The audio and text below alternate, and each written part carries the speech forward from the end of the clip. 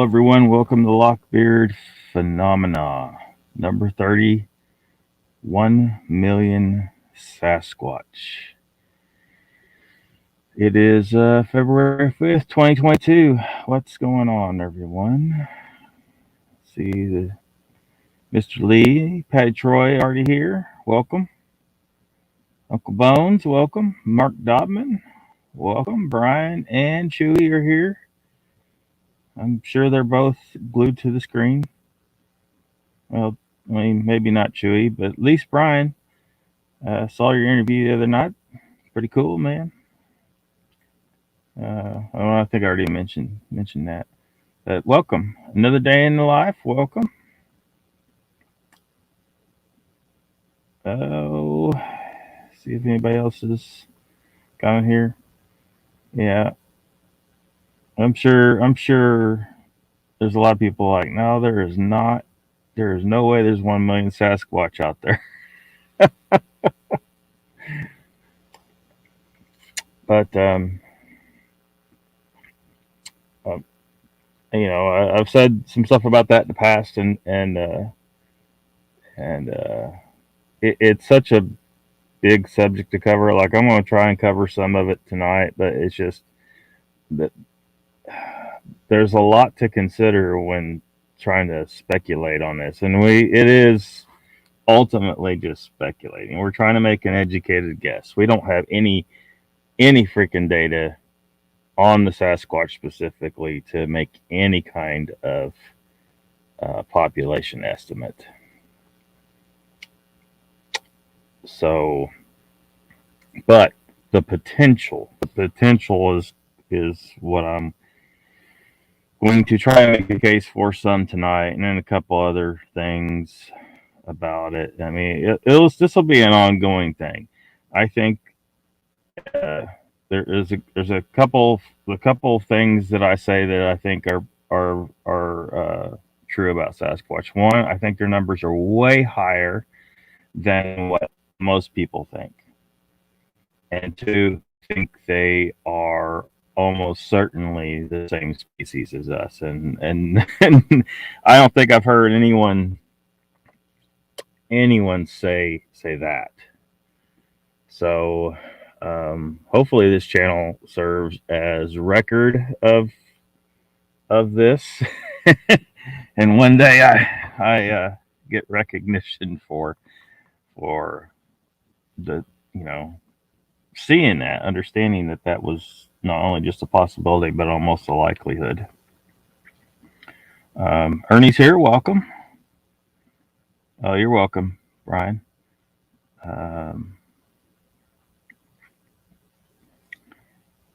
Yeah. And besides, I'm sure a lot of y'all that you want to see Sasquatch. You're out there looking for them. Some of you. I think you like that number, 1 million, better than a few thousand, which is what most people think. That'd be unfortunate if there was only a few thousand. Donald Fuller is here. Welcome. Says hi, Lockbeard. Hi, folks. I'm warming up. Don't take it personal if I don't shout you out. Papa Craig's here. Welcome.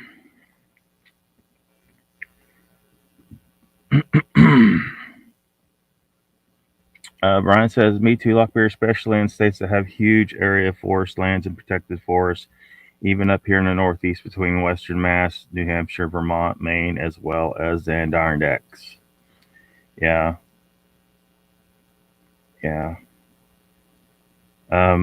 People have no idea how much area there is up in where you're talking about there, and that is,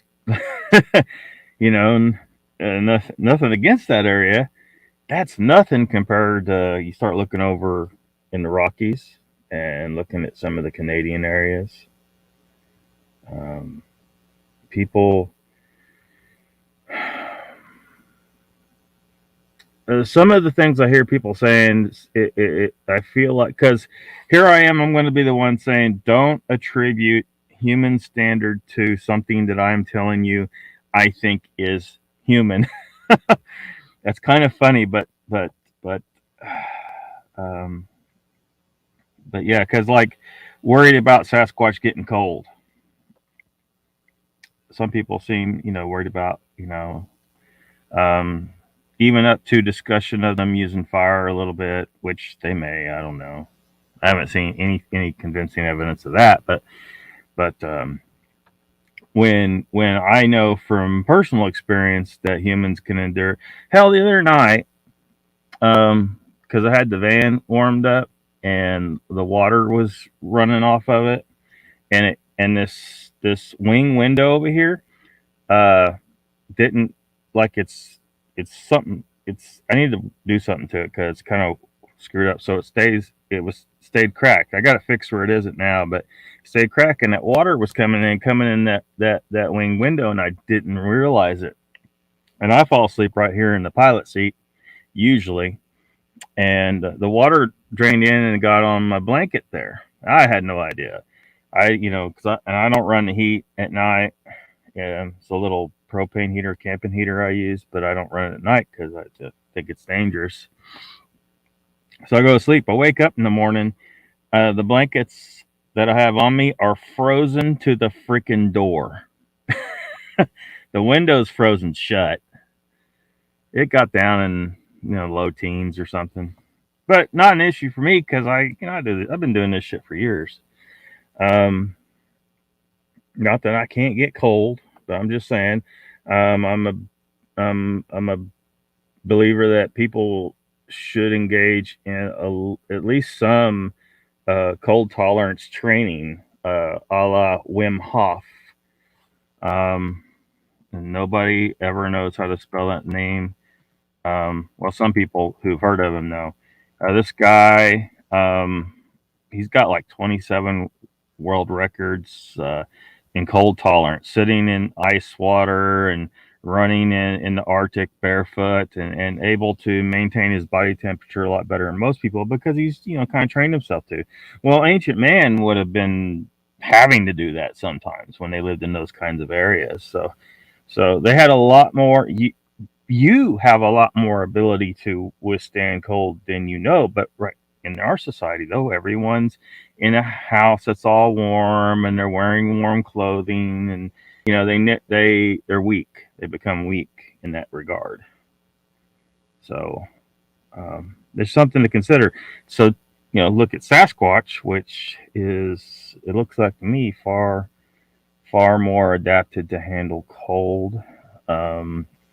I certainly went through the ice age uh, without clothing, unlike us. So people need to kind of remember that the cold is not as big an issue for Sasquatch by far. I mean, well, as far as we can surmise, Let me catch up in the chat. Oh yeah, for sure, says Brian. And people are worried about migration patterns and stuff because of the cold. I'm thinking, if Sasquatch migrates to like lower altitudes in the wintertime, it's because he's following the game. And the game's out there and they're doing just fine. So, it's, yeah. Uncle Bones says, agreed, Lockbeard, many more than most believe. Another day says, maybe that's why Rangers train in upstate New York. Perhaps. Scotty's here. Welcome. Late live last night. Liked them a lot. Yeah, some of these lives are a little late for me. I end up falling asleep. But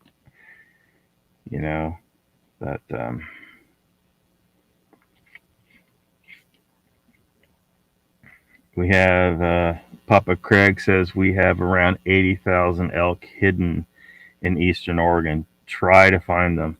Yeah, and the fact that that gives you a little better perspective than your average person out there who has never hunted elk. A lot of these Bigfoot investigators. Um, a lot of them are hunters, a lot of them are real woodsmen, but some of them, they're trying to act like they're. And I ain't saying I'm the greatest woodsman. I've never been a hunter, but I recognize I recognize the guys that sit out there for hours trying to track down an animal in butt ass cold weather. Uh, you know, but some of these investigators, I guarantee you, they're not. I'm not saying anything bad about the people that are not willing to do more than this. I'm just saying, they talk a big game, but they're really just pulling their truck up to the side of the road and walking into the woods a little bit and taking a little stroll and so. But yeah, and I don't got elk. I put together a bit of a presentation. I didn't include elk, but I did put moose on there. I was thinking about putting the extinct stag moose on there, but I didn't put that on there. I went ahead and just used moose because they're here now, and they're a big enough animal to use as an example. Someone said on one of the live streams, um,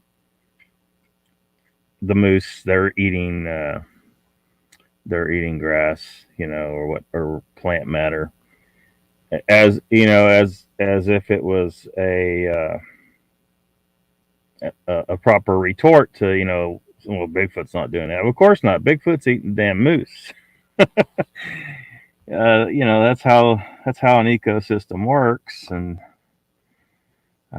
yeah, of course he's not eating the grass. Another, well, he might eat some of it. I don't know. Scotty, everybody missed. Set my phone down. Um, Stopped raining yet, mate? For Scotty. Papa Craig says I did another day. I got to figure out how to stay up later. My back gets to aching so bad.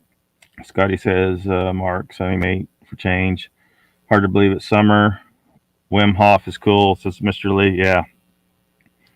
Yeah, I mean, I think everybody should, when you got a Sunday or something, you're just kind of hanging out and just take a look at this guy. And maybe consider, like doing the cold shower thing. You don't have to sit in ice, but turn your shower cold, get some cold water on your head at least. Start small. You don't have to jump right into a big bucket of ice. The immune system control thing is really interesting. So, he's actually trained people. It's been scientifically observed and documented to where they were able to cure themselves. I can't remember what they injected them with, but they injected them with some kind of pathogen, and they were every one of them that he trained, were able to cure themselves. Don says, I've had to tolerate 5 degrees for the last 4 hours trying to get my wheeler running. Yep, there you go. It sucks when you're doing it, but, it toughens you up. And have at least 3 blankets for me. Cold never used to be an issue for me till I got older than dirt, says Papa. Yeah, age sometimes, does that. I know this is, I can tell a huge difference in body temperature regulations post lupus. Oh, yeah, yeah. Layer. Yeah. Never bothered me, Papa, says Donald. I used to snowmobile in minus 20 conditions in sneakers. Can't or don't want to do it no mo. Yeah, it never gets to negative 20 around here. Better now another day. I used to take a sweat every morning and then jump in an ice cold river. Yeah, there you go. Donald says, I got a theory Bigfoot are using moose like we use horses. Good way to hide tracks. I saw that on the other live. Leon Thompson witnessed one on a moose. Did he now?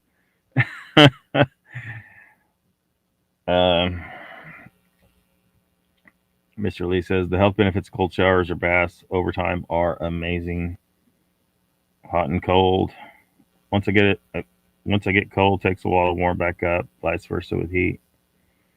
Yeah. Brian says, when I hike, I strip down to one base layer. Hiking mountains, or you will sweat. So stay on the move, keeps you warm. Yeah. I can't remember who it was. There's this guy that like would go and like debunk, people making different claims, and he was going to go and debunk Wim Hof, and so he went there. Wim Hof trained him, and then I think they hiked. I think they hiked up Mount Kilimanjaro, and like I can't remember which one of them it was. Like they were in shorts and like no shirt or something. And he said, I think Wim put on a sweater at some point. He said, but it was minus 30 degrees. So, but he couldn't debunk Wim Hof. Wim Hof was absolutely correct. You have some degree of control. I mean, there's limits. There are limits, of course, but you have a lot more control over that than most people think. Hot and cold showers recommended as COVID treatments. Huh. I haven't heard people recommending that. I recommend people just don't believe in something that isn't real. Oh, did I say that? YouTube's gonna freaking ban me. I still haven't found anyone who can prove to me that anyone has died from anything other than normal causes. Anyone who could explain why all cause mortality statistics have not had an uncharacteristic rise. There should be a rise if there's something new killing people, right? Well, it hasn't happened. Along with several other problems that point to complete and total fraud. But they've convinced people. They have convinced people. And then they made it a political issue as well. So they got half the country who feel like supporting the narrative is their duty as a particular member of a particular political group. So this is what they always do. They make us fight. They can take any issue, and as long as they can, arrange it so that this party is pro and this party is con. They got the people, the joined up team members are ready to fight each other, just like puppets. It's comical, but it's sad, and it's very easy. Like turn off TV. I haven't had TV in several years. Closest thing I got is this laptop here. Mr. Lee is laughing out loud. Shocks your immune system, says Ernie. Mr. Lee, have you made contact with Pat? Yeah, hope he wasn't on again last night, was he? Hope he gets back to work soon. Him and Sean. Sean, come on, man. You were going good. Had some good guests. Everyone was impressed with your channel. Saw him in chat last night. Yeah. I mean, I actually think that it could be even a lot more than 1 million, but 1 million's a good round number. 1 million's a good round number. So, one thing people, because I think most people now are pretty much on board with Sasquatch is very closely related to human, and that it does eat meat. No one's believing, the few people that claim they're like vegetarian or some bullshit. I don't think anyone hardly is believing that nonsense anymore. Scare him off by yelling. Brian says, yeah, for Sean, it's been a while. Pat should be back on this coming weekend. Awesome. A lot of this, a lot of this is about the land's carrying capacity. What can the land hold. Now, we could look all the way back to dinosaurs. A lot of big ass shit was living on the same land. It looks like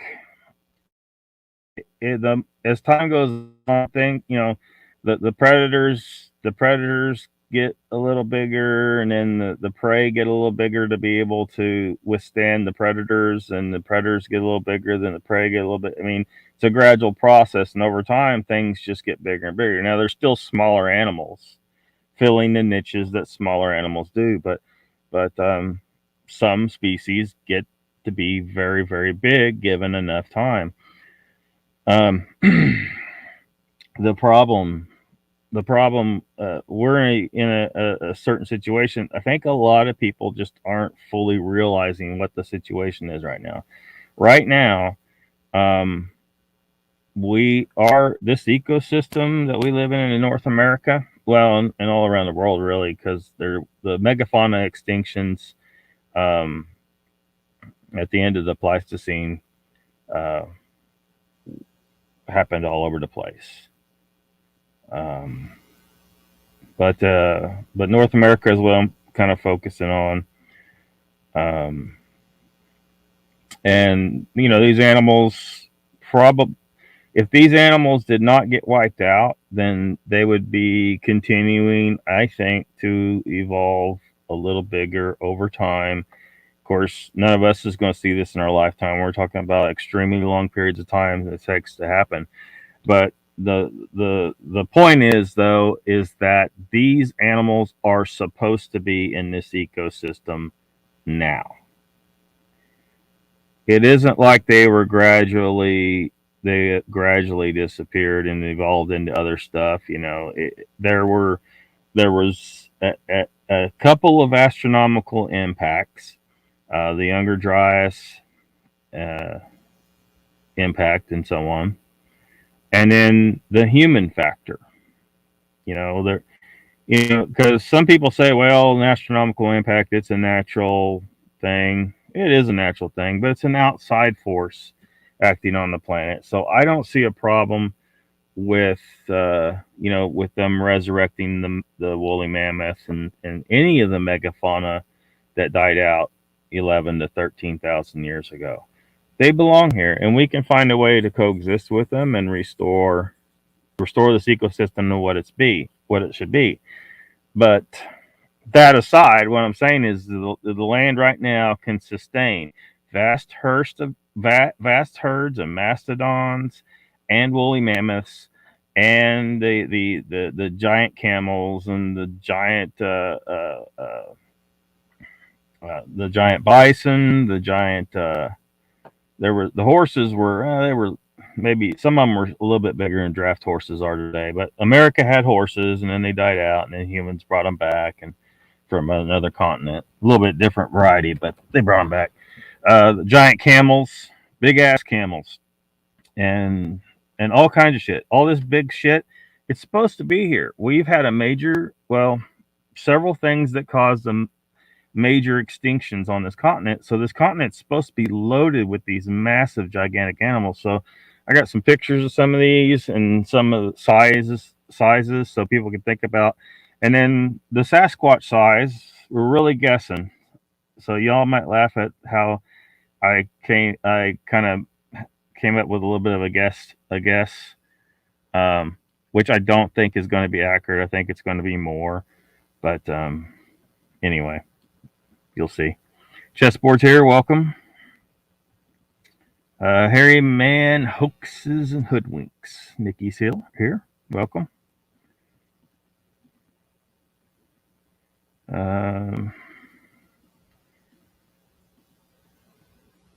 Donald says, well, I hope Pat comes back. It's been quite quiet, not locking horns with him. Yeah. Yeah, it has. So one of the things also, because people say, well, how are they staying out of sight? They can't wrap their mind around how, okay, I can see how a few thousand can hide, but how can a million hide? Well, these are a couple of the things I think people should consider. They're far more intelligence than any of the animals we're about to look at pictures of, and they appear to be specifically adapted to avoid us. I think a lot of people would agree with that, or at least just smart enough to be able to avoid us pretty well.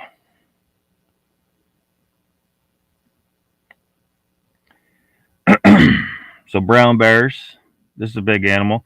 I think it's probably the most of all these creatures. It's probably the most comparable to something that fulfills, Sasquatch proportions, and it's considered a hyper carnivore, although it does eat quite a bit of plant material, but it eats a lot of meat.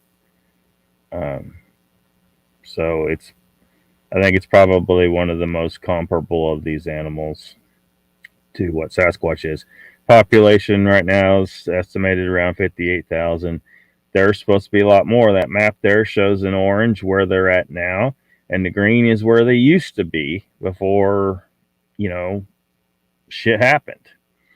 And a lot of it was human. Like in California, there was a unique breed of brown bears, the same species, but it was its own kind of, had its own characteristics. It was a unique breed, race, whatever you want to call it, subspecies, even perhaps. They estimate 10,000 in California alone, and they're all gone. They're wiped out. So add that 10,000 to that 58,000 that's already here and surviving just fine on this land, and then look at all that other area where they're supposed to be.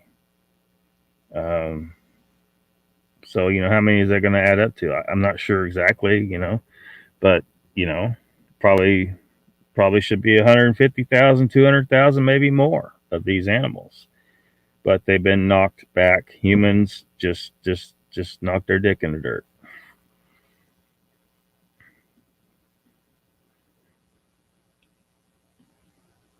Chessboard says Coldplay hell with the Riders boys.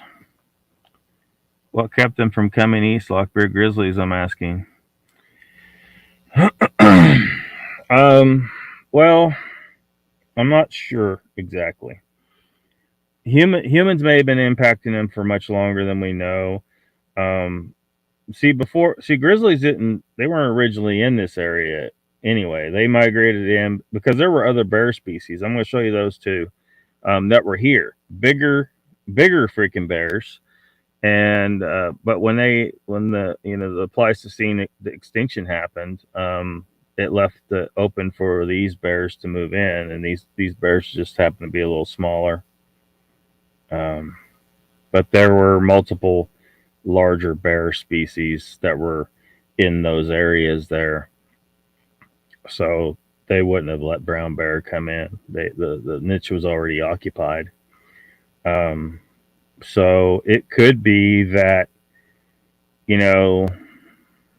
that they just hadn't had time to expand into those areas.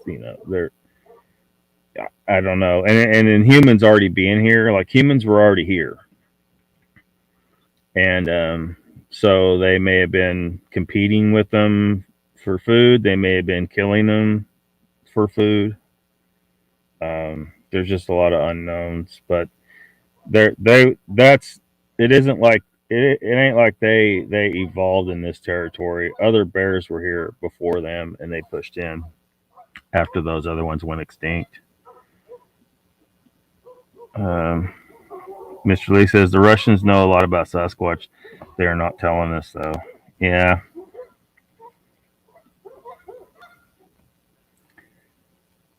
Sandra, welcome. What's up?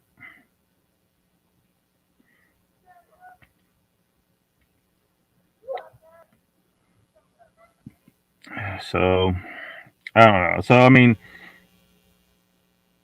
So I guess what I'm saying is this is an example of something living on this land just fine. It's kind of in the size where a lot of people say Sasquatch is that size, eating the same foods. The land could hold them. There's room to hold them. There's resources to sustain them. Did the Webs here? Welcome. This is one of the extinct bears. This was a big freaking bear.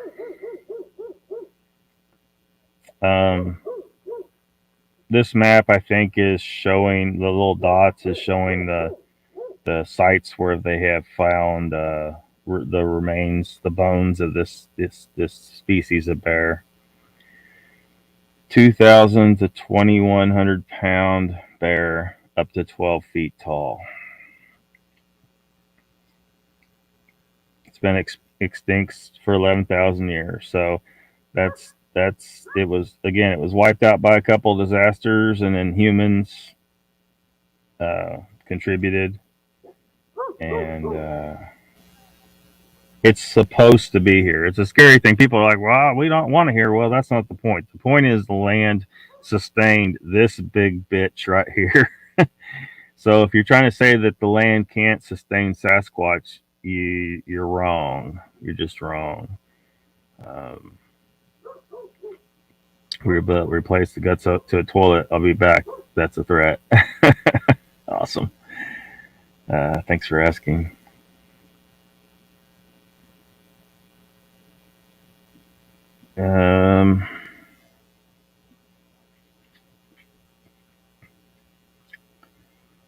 Oh, I don't know about that.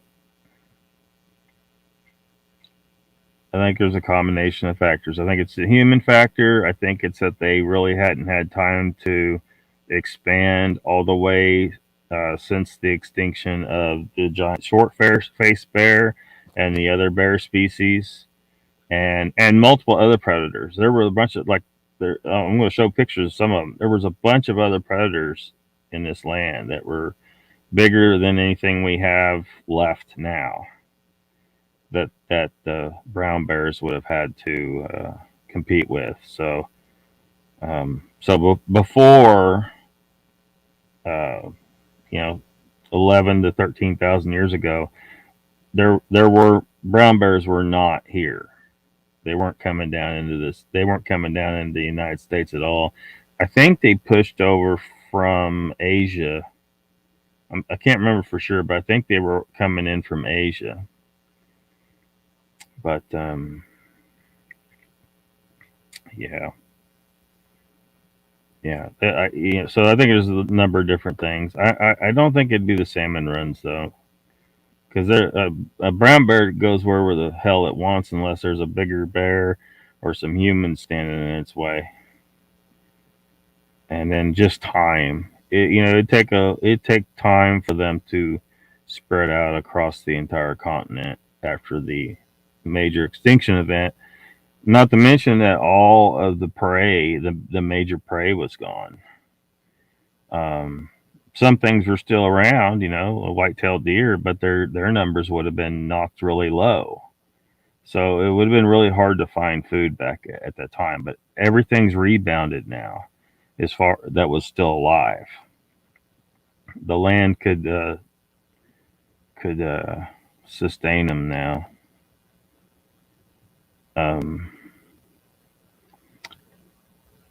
And part of all this is how did Sasquatch get to be this big hairy thing?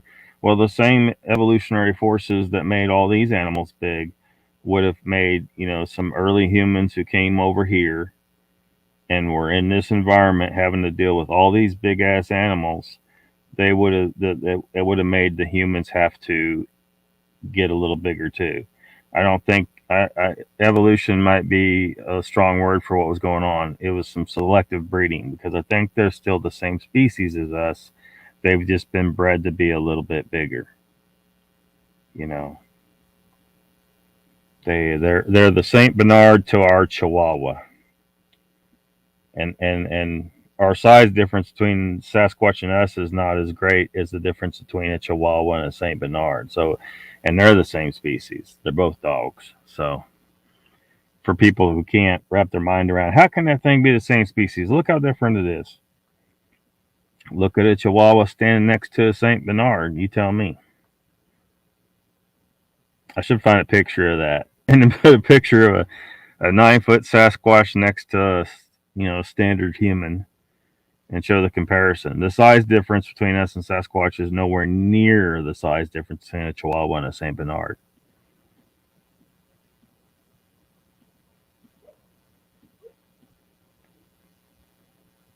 What's up, Polly? What's going on? I think that's the only option they got to him. I ain't never seen a dog doing it missionary. Have you?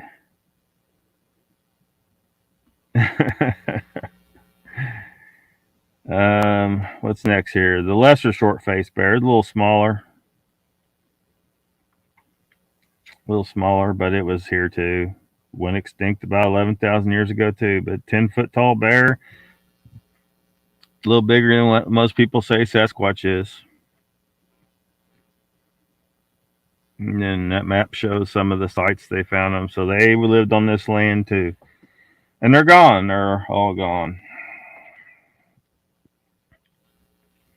Brian says, great point. Lockbeard always felt the same. They are not far from us, or should I say we are not far from them as bipedal. Yeah. Yeah. Not far. Wagon breaths here.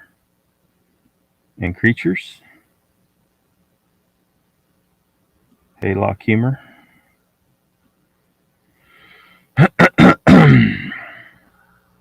Black bears, we still have black bears, but they have been, I mean, the dark color is where they are now, and the lighter color is where they're supposed to be. And we did that. That wasn't Pleistocene extinction, that was us. But, look at that bear. I mean, it gets up to 551 pounds. There's been some that have been killed that were much bigger than 551, though. They can get a little bigger, but typically that's the range you're looking at. 5'8" tall, population 900,000, and there's supposed to be a lot more of them. So those resources they're not using, it looks like it's almost they're only on half the land they're supposed to be on. So the other half could be holding, 1 million Sasquatch just to fill the black bear void.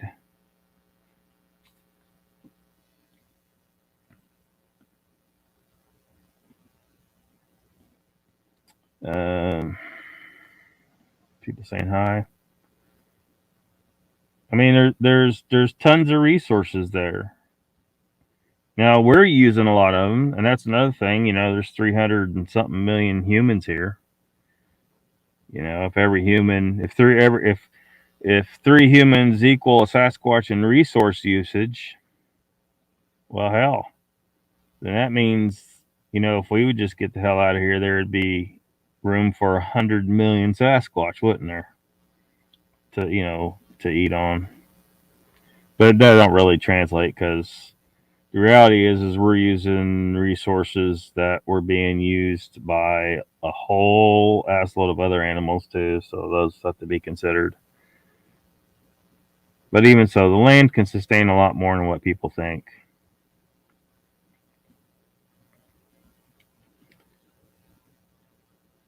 The smallest of those cats is the mountain lion. It's just a little kitten compared to all these other cats that were here. The American lion, the American scimitar, the saber-toothed tiger, jaguar, American cheetah. That American lion is quite a bit bigger than an African lion. These animals had to be bigger because they were handling bigger prey. The saber-toothed tiger there, right kind of in the middle, it's a really stoutly built cat, and it has those big freaking teeth because it had to be able to take down big ass prey. But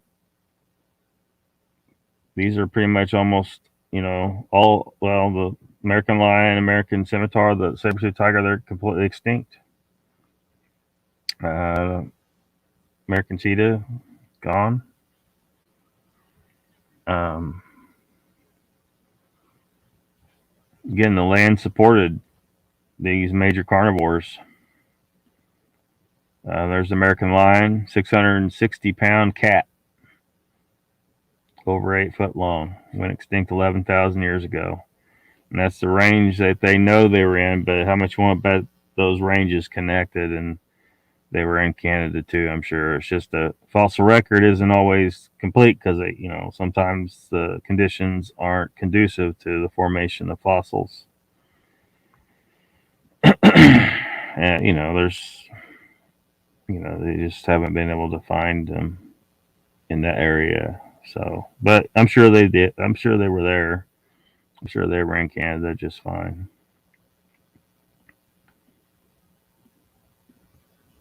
But, we don't know numbers for them. We don't know how many there were. But just versus Lockbeard, do you think the O2 levels of today would now sustain the large animals of yesteryear? Yes. Yes. You're thinking about way, way, way back when they had the gigantic insects. That O2 issue was an issue for arthropods. It wasn't. It's not an issue for megafauna like this. You're thinking way, way, way, way back before before dinosaurs. Well, mostly. These are animals that were here up to 11,000 years ago. O2 levels were really not different at that time. American scimitar, it's a 420-pound cat. Disappeared about 12,000 years ago. The Younger Dryas impact happened roughly, they think, about 12,800 years ago. And then there was another impact about 11,600 years ago. But they think that was in the ocean. But both of them were devastating to the planet. And between the two of them, one of them, maybe it was the first one alone, or maybe the second one, it was a 1-2 punch for all these animals and for human civilization. Because we talked a little bit about there was a major worldwide civilization that built all these megalithic structures that there's no way we could pull those construction projects off even now with our technology.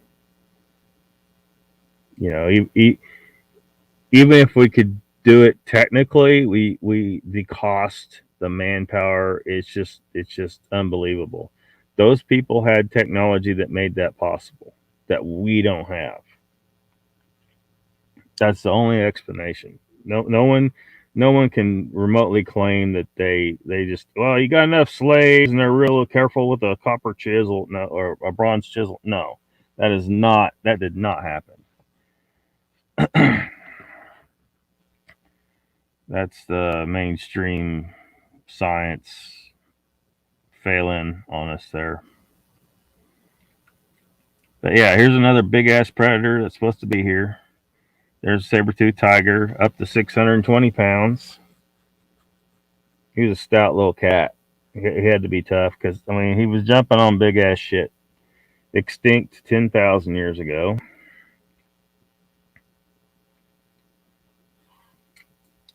We're missing all our major predators, really. The dire wolf was here, but we still have the gray wolf, and some of the populations of gray wolf are about as big as a dire wolf was. But they're another good point. Gray wolves are their range is drastically reduced. Their numbers are way lower than what they're supposed to be because of us. Mastodons were eating on this land. Vast herds of these suckers. 16,800-pound animals. It can sustain. They were all over America. Woolly mammoths were here. 13,000-pound animal, 11 feet tall. They lasted a little longer. Some remnant populations survived, but they eventually uh, gave out. Humans probably, did part of that. The major reason for the extinctions was the impact, the Younger Dryas impact, and the other impact, and the change in the climate. But it was just too fast. It was just too fast. And then human hunting pressure on top of that. It's just that these animals were just doomed. But every last one of these animals should be here today. Um, a few things did survive, but camels started out in America, South America specifically, I think, but they came through here and then they ended up over there and they went extinct here. But this Western camel was here. It went extinct here. It was a big ass camel, 2,200-pound animal.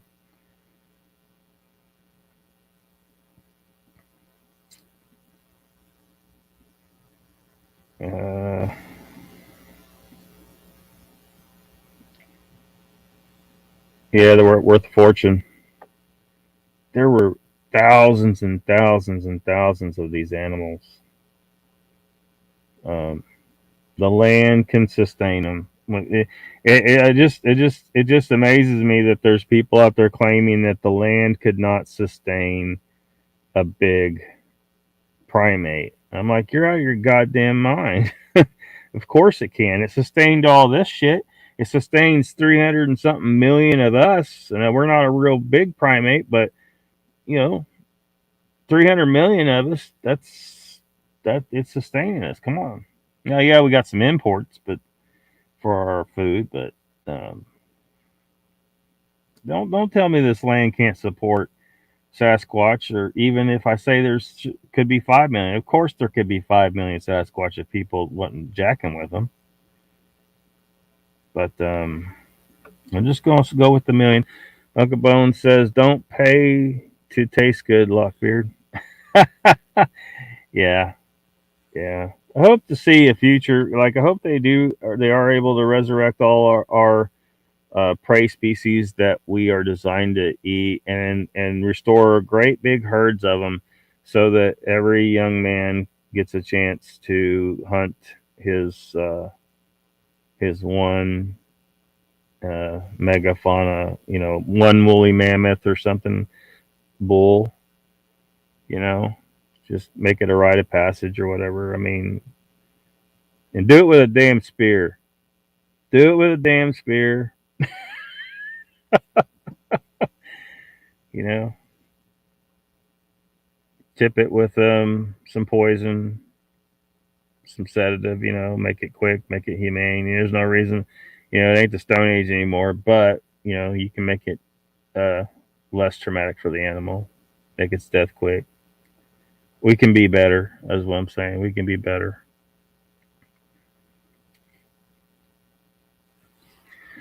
Of course, he'd have some other guys there to make sure nothing goes wrong, save his ass so he don't freaking die, maybe. But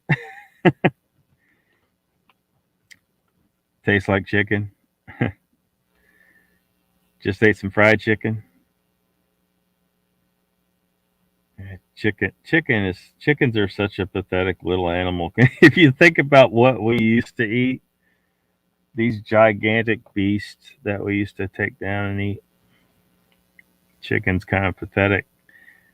Paleolithic man would probably laugh at us. He'd look at us and say, "What kind of miserable existence do you have?" The ancient bison. Now everyone knows. Like they estimate that, like the more modern bison in American history, uh, we wiped out something in the neighborhood of 50 million plus. There were 50 million bison, and now now, and that's what this map is. This map is actually the modern bison, what their range is supposed to be, and they don't occupy near what they used to. Their numbers are nowhere near where they're supposed to be. The land's just waiting to be, of course, we got cattle, but still. But these ancient bison were quite a bit bigger.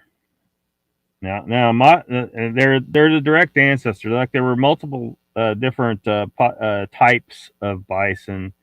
This species as well as others, but this species had different types that interbred. Like there was a longhorn version um, uh, that kind of evolved into this version here, and then this one crossbred with another one, and then the surviving ones were a little smaller. So they think that made them a little more survivable because they had more numbers. Uh, it might have been in response to humans, because humans are, they're gonna if they have it in their head they're gonna kill a bison, they're gonna kill a bison whether it's this big or as big as the more modern ones are, which are a little smaller than this. But this type went extinct 10,000 years ago. But its direct descendants are alive today in the smaller bison.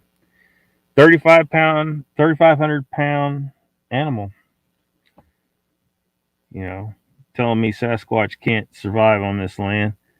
Why kill if not consumed? Well, definitely consume. I'm not saying don't eat the thing. I think you should always eat your prey. You should always eat your prey. Jumpy Bear says the only thing that all these animals have in common that differs from Bigfoot is there have been remains found. With that being said, I have personally seen something I think was one. Yeah. But I mean, in response to that, I just that one of those earlier slides, what I put on there was that these Sasquatch is they're people, they're intelligent, they can stay out of sight, and as people have pointed out about like bears, like you hardly ever see a bear, you hardly ever see a mountain lion. Uh, uh, I think Papa mentioned elk. The elk are hard to find. These animals are dumb as hell compared to a Sasquatch, and they're able to be quite elusive anyway. So imagine what an elusive race of, of people could do if they wanted to avoid us. And then obviously they're not perfect about it. They do get seen, their footprints do get found. So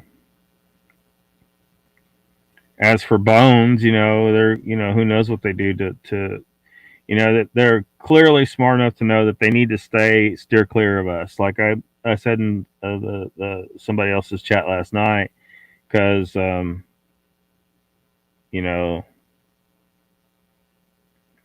uh, that came up. They about them.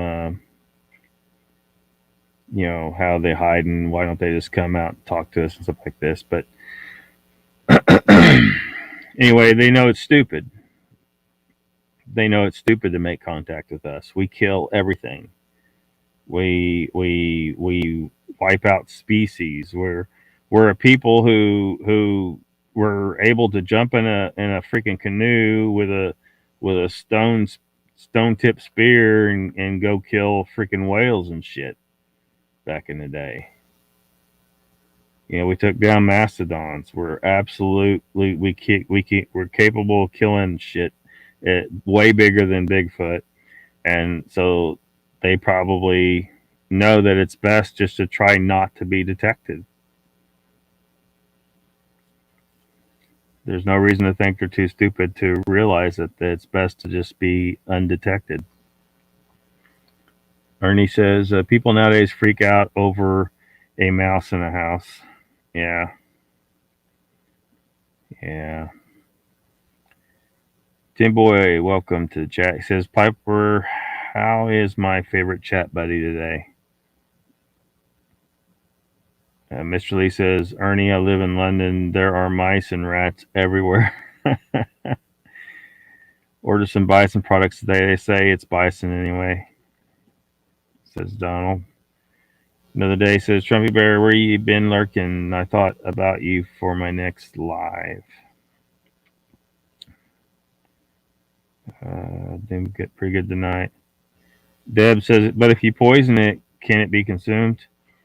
Yeah, if you use the right stuff, because like some of the tribes right now they use like a blow dart with poison, like use the ones that use um, the the venom from the skin of the poison dart frog or poison arrow frog.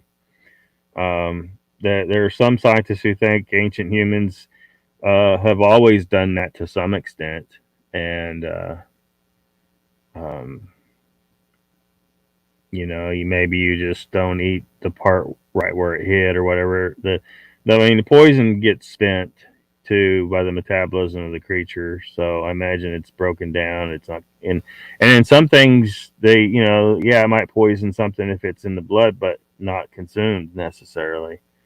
So I mean, you're not gonna probably not gonna put a bunch of strychnine on your spear point. I'm just saying, use something that would help bring that animal down quick, to be more humane. Why not? Probably don't want to have to use. You probably don't want to use something too that'll affect humans too much. You could probably find something that doesn't affect humans at all, hopefully, but because there's always a chance somebody's going to stick themselves with their own spear. I was watching a video of this guy. He spear hunts. There's people that spear hunt right now, by the way. It's kind of a thing. I don't know if everybody's aware that there are people out there that they're spear hunters. And this guy, he accidentally speared himself. But yeah.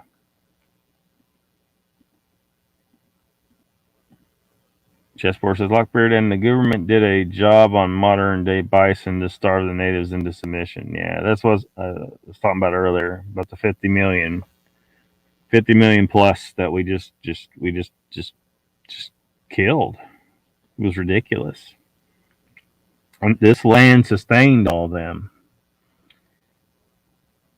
And I don't know what the hell that person was trying to imply. Well, Sasquatch ain't a moose or whatever or something like that. I can't remember what he said. Well, like the point isn't that the Sasquatch is going to eat what the moose eats. The point is the Sasquatch is going to eat the damn moose.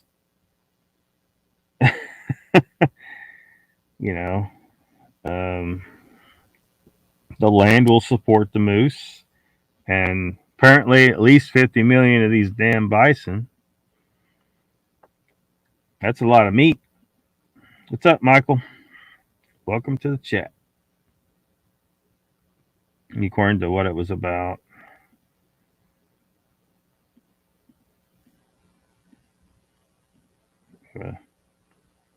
Big shoes to fill. What was our last convo about? Brother, hello.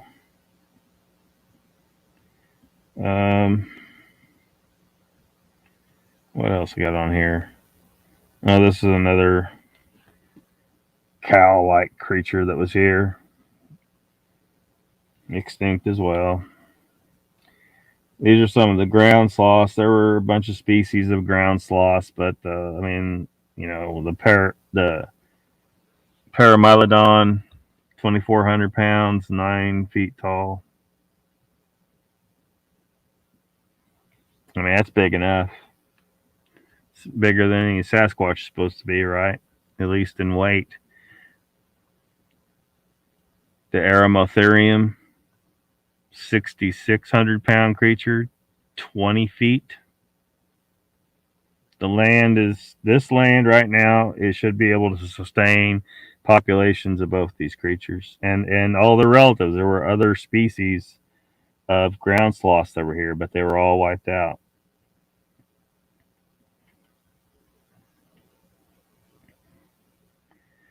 I ain't seen evidence for that though, not yet. I'm just dealing from nature, man. I just think that I haven't seen any other animal cloaking, and the people claiming they cloak. I just they're mistaken or something. They're mistaken or something because you show me that cloaking exist at all. Period. Forget the Sasquatch. Show me that cloaking exists at all in any creature on the planet. Nobody's shown it. So until then, I'm not taking those kinds of sightings, seriously. I think those people, some of them are mistaken. Some may be lying. Some may be crazy.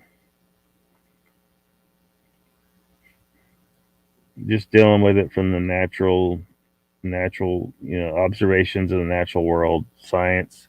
It's like with eye shine. People say they see eye shine. Well, none of the great apes have eye shine. Humans don't have eye shine. This thing exhibits traits that are clearly human, or at least very closely related to human. It doesn't have eye shine. The safest bet is to assume that the eye shine claims are mistakes or bullshit somehow. People are seeing, some other animal in the shadows and mistaking it for Sasquatch. Sorry, folks. I think you saw eye shine, but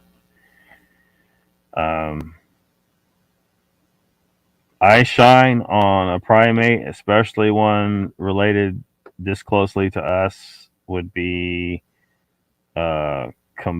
completely out of what you should expect. It shouldn't be. Not that it couldn't have maybe come to be. There's always a slight possibility, but it's extremely unlikely. It's far more likely that those people are mistaken, and some of them are definitely lying, but some of them may honestly be mistaken. Is Haywood's crew gonna go live again? No idea, he says. I mean, I hate to take the magic out of Sasquatch for some people. Some people they really love the idea that it's this mystical thing and it jumps through portals and its eyes glow and it turns into orbs, or it farts orbs or some shit. All this stuff, it's all magical, hocus pocus, fairy tale, fucking unicorns, fart and glitter shit. Well, I gotta deal with what we know from the natural world, and none of that shit computes. So we're not gonna find Squatch if we're spending any time worrying about all the hocus pocus crap that based on what we know about the natural world is probably bullshit, mistaken identities, lies, and a few crazy people. We need to focus on shit that sightings that seem to align with what we know about the real world. So someone starts talking about, oh, damn thing did a cartwheel out of portal, then it cloaked like the predator and its eyes glowed red, and then it jumped on a spaceship with some aliens and went on a joyride. I'm not going to take that sighting seriously. Kill one with your bare hands, Mr. Lee. I'm not doing anything except for listening to Lockbeard and Lemon Life. Only joking, I'd never killed a client. You'd never killed a client? And Donald Fuller says we need some updates on the client up here. I might accidentally got a picture of a client in this slideshow. Info to the foundation. Anyway, yeah, this land sustained all these big animals. They're all supposed to be here. This is the modern moose. They estimate there's about 1 million of them, 10 foot long, 1,500-pound animal. Their population's way down from what it's supposed to be in nature. So a lot of human issues. Part of it's like our activity has increased the range of white-tailed deer, apparently, which has caused, pathogens to pass to the moose, and it's taken out some of the moose. Hasn't been good. So the land has room for probably another million moose, but you know,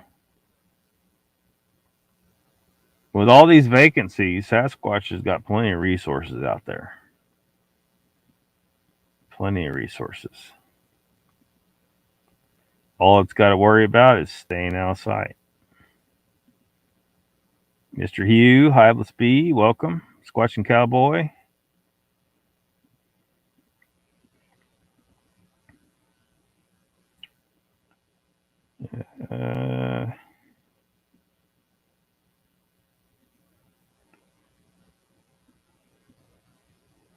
Chat gonna get away from me if I don't keep up. You're Batman, but no match for the clunt. Hello, hello. Now this one's a cool one.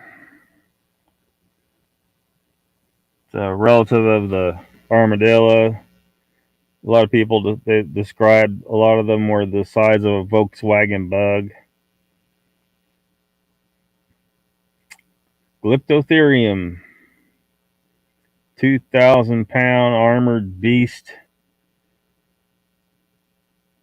Family Sasquatch could probably live on that for a month. Went extinct 12,000 years ago.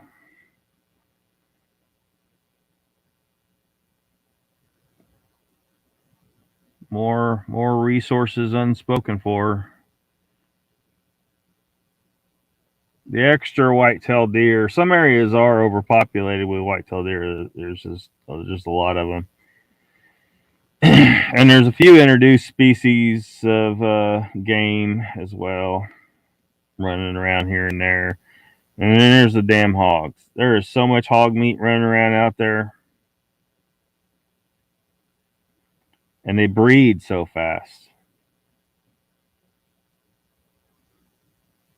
We know Sasquatch is probably eating a bunch of them damn hogs. But, yeah. Can't tell me the land can't sustain a million Sasquatch people.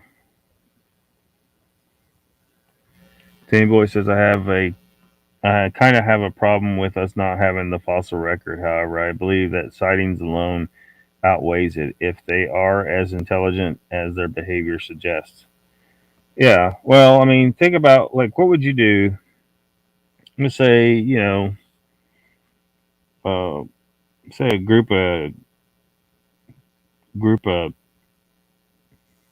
I don't know, highly trained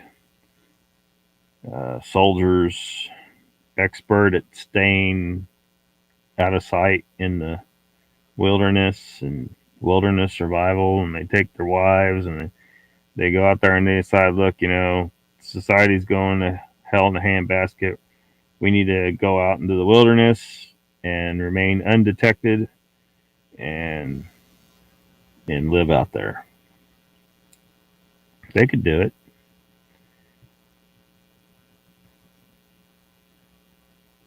And hide their bodies of the dead.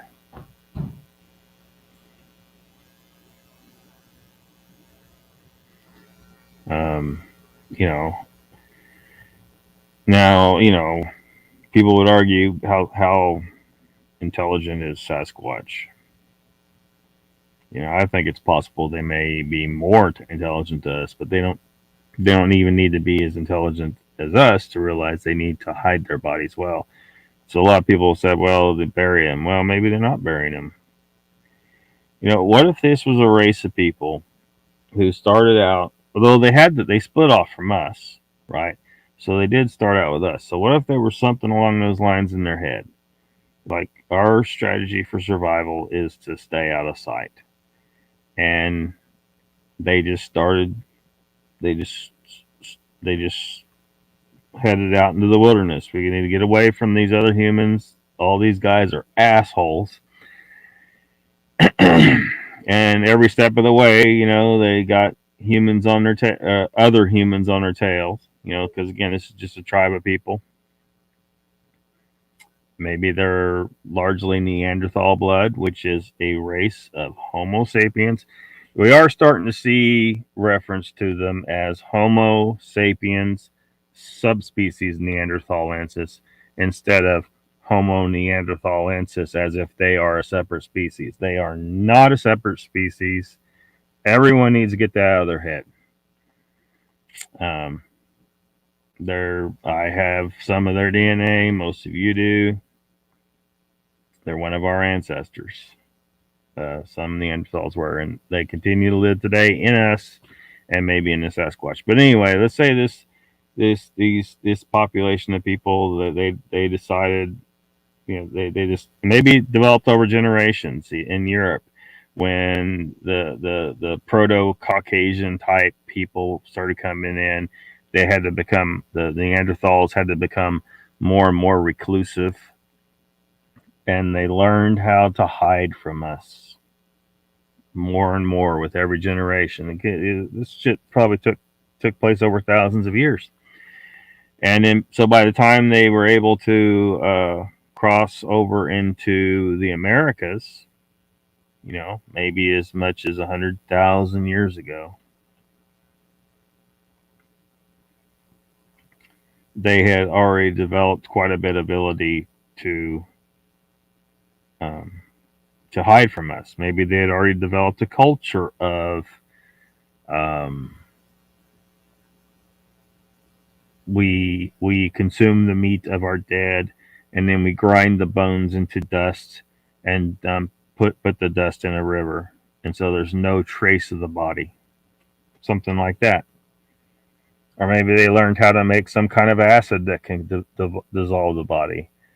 That seems a little more technical, but grinding the bones in the dust and dumping them in a river would successfully hide a body, and no one would ever find shit. So I think they're perfectly intelligent enough to do that.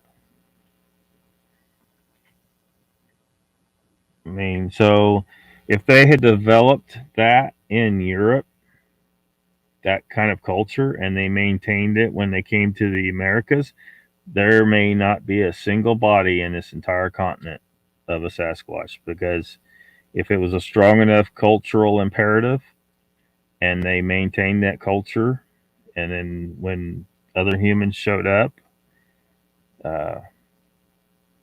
maybe 10, 20, 30,000 years later, they still had that culture and they knew to hide, and they had already began to be selectively bred into a bigger, hairier, tougher race of people because they've been living amongst all this big shit. I think it's a very possible situation that they have had the ability to completely destroy the bodies of their dead the entire time they've been on this continent.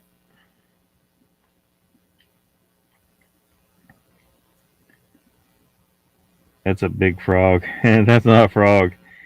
That's a relative of the armadillo. Hodag traits. Bacon. Hard shell possum. Not with my wife. Great for an ashtray.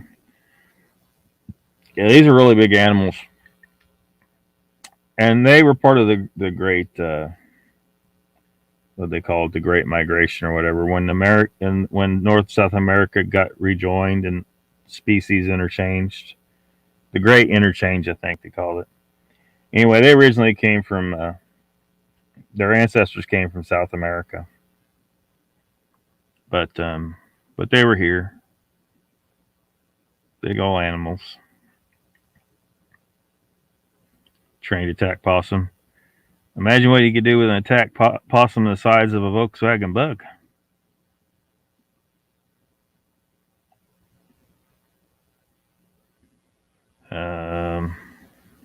supernatural.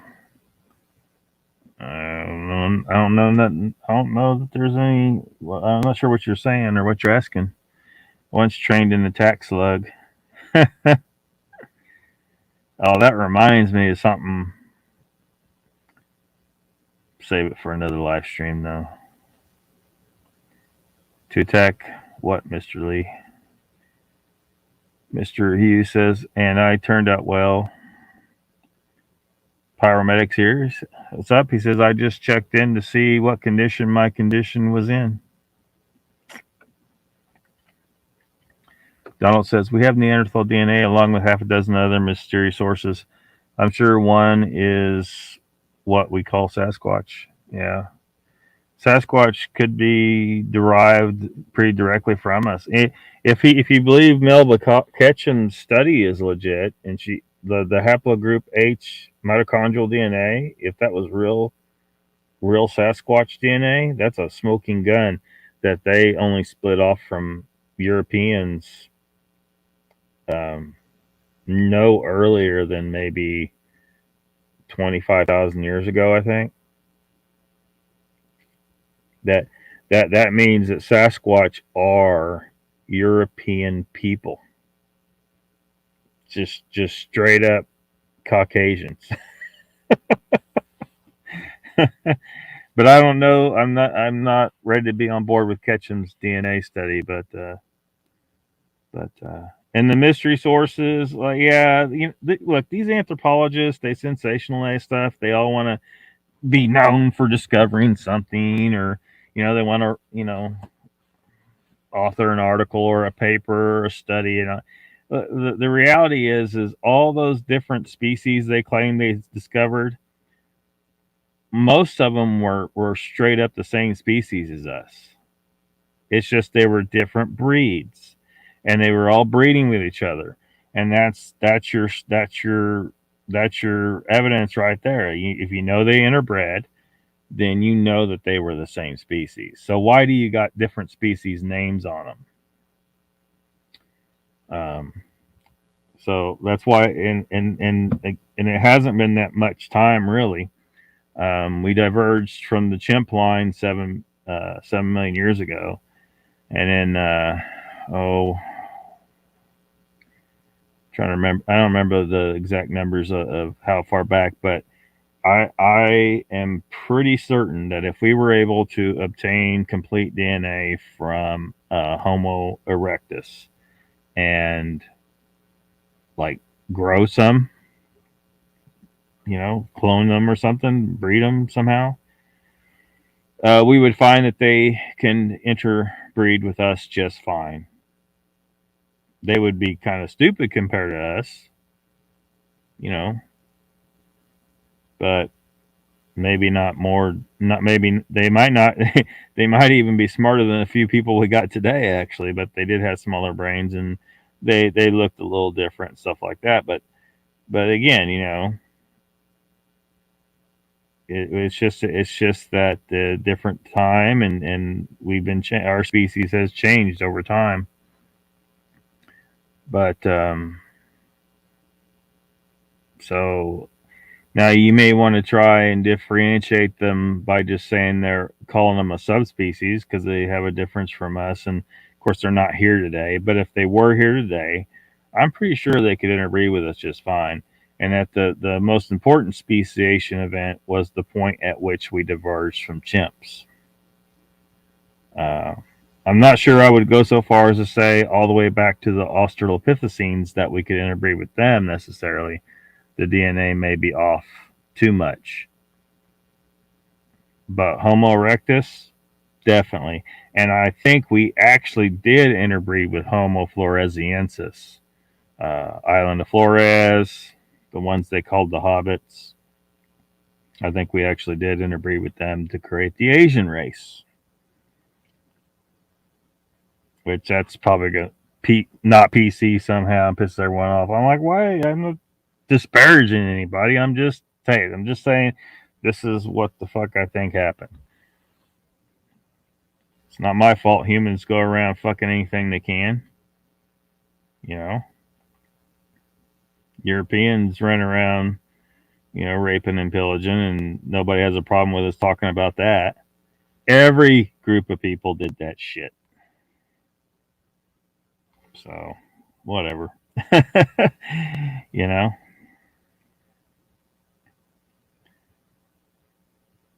So, yeah, the mystery source is just, there was just different breeds, though. There was just different breeds of man, and they were all interbreeding, and there was DNA being exchanged all around.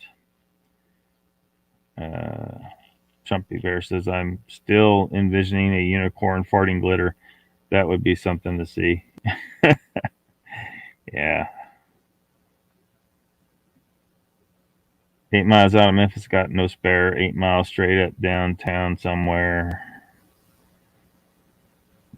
Tried to break my house. The slug threw himself under the thief's foot. He slipped on the slug and broke his leg. Did the slug survive? Team Boy says, we have no idea what they are. Hell, we can't agree what they are, and even in the Bigfoot community, before we classify them, let's just find them. Yeah. Well, I'm just going off, PG film, certainly appears to be legit. What I see in that film, the the I hesitate. I don't want to call myself a biologist, but I've studied a lot of biology, both in and out of college, and evolutionary theory and genetics and fossil record. Anyway, based on what I got rattling around in here, what I saw on the screen fits very neatly within human norm, morphologically speaking. So, unless you don't accept the PG film, and then also with all the people who, well, one, the behavioral reports, and then two, the visual descriptions. People looking at them in the face. Some people even go so far to describe them as it looked like a white guy, or it looked like an Indian man. One guy, he said, when I looked at it, I thought I was looking at me. He thought he saw himself. He saw somebody that looked like him, but just a big hairy version. So, but yeah, we need to find them. We do need to find them. We need evidence. You're doing the best we can with just reports and very limited photographic and video evidence. Bell that shirt. Papa, are those song lyrics, or are you really stuck outside of Memphis? I think it's song lyrics. Hey, with the best story I've heard today. I can fix the toilet. Awesome. Was the slug okay after? Yeah, that was my question. Thank you, Tim Boy, and it's true. I got 3 that need fixing. Can't spell I meant shit. The days it's just we're not going to end up having to get daughter at that time. Probably going to wait till tomorrow. Dolphin says there had to be a big boink festival in Europe, kind of like Woodstock. Yeah.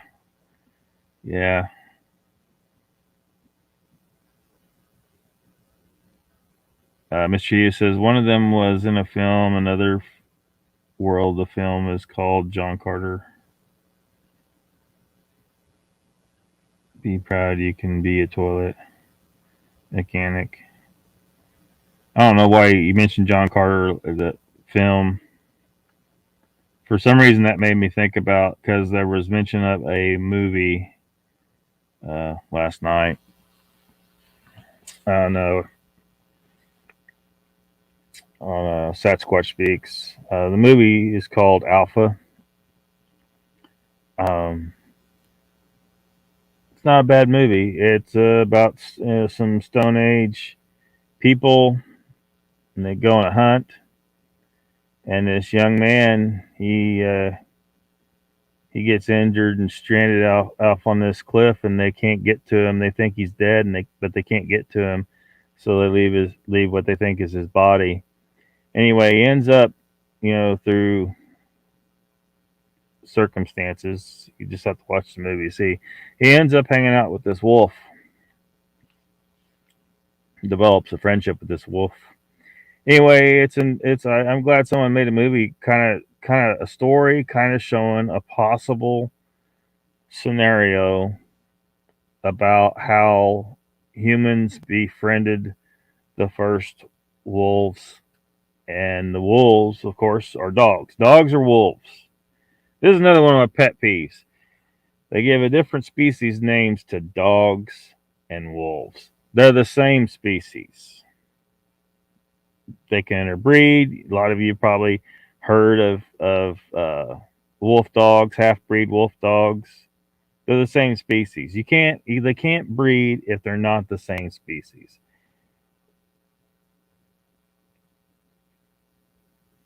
That's what the definition of species is supposed to be. If they're not going to treat it as if that's what it is, all individuals that can interbreed normally, then they need to come up with a different designation. I had someone argue with me. You just wanted to argue, I guess. Some people just want to argue shit for no good reason. That's what a species is supposed to be.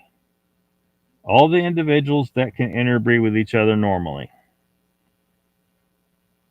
It's a pretty clear designation. So you understand what the hell you're talking about when you say that Latin name.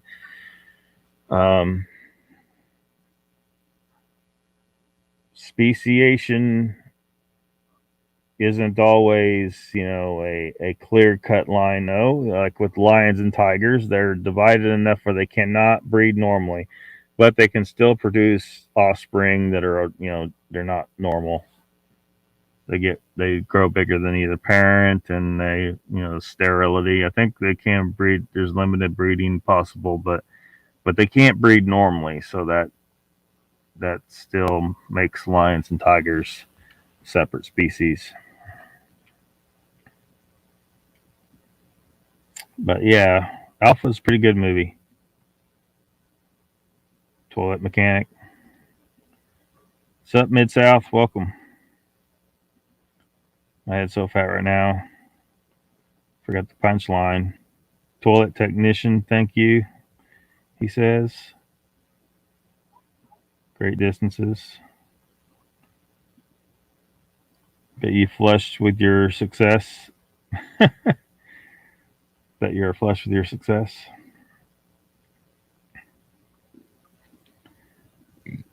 Michael says with broken toilets, things can be crappy.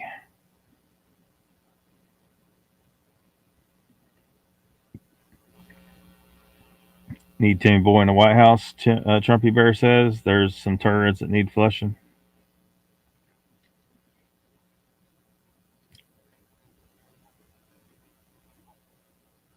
North Alabama Cryptid, welcome. Ruthless is here, welcome. He says it's a hairy turtle. Yeah, sort of. It's actually, I should have used this also when I'm on the next slide, because it kind of is another example of convergent evolution. Some people have tried to say, they tried to bring up the phrase convergent evolution in regards to Sasquatch, and that is not the case. General Milley, bad appointment. Still best president since Kennedy.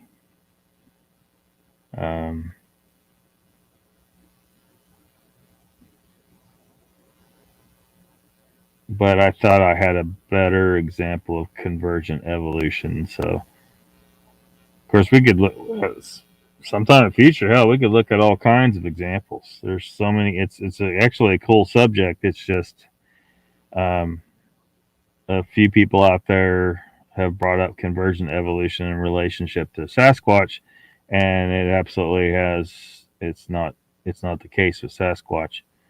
Just scrolling up a minute. I'm not big on playing catch ups. See where everyone is on page. Tim Boy says, I agree with you, Lockbeard, but I just saying evidence is the only thing that will get us to classification. Yeah. Yeah. And I hope the evidence comes. I want to see if I'm right.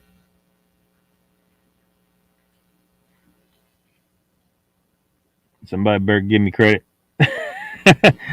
Donald says, was going to rent Alpha last night, but the trailer seemed kind of depressing. Uh,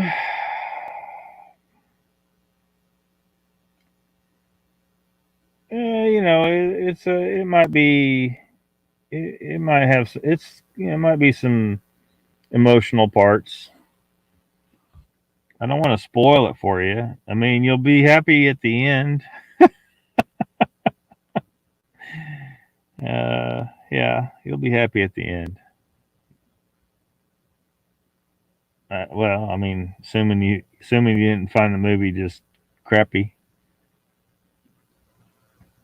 Raptor says you can watch Alpha on Tubi TV. I just watched it last night. It's not that great.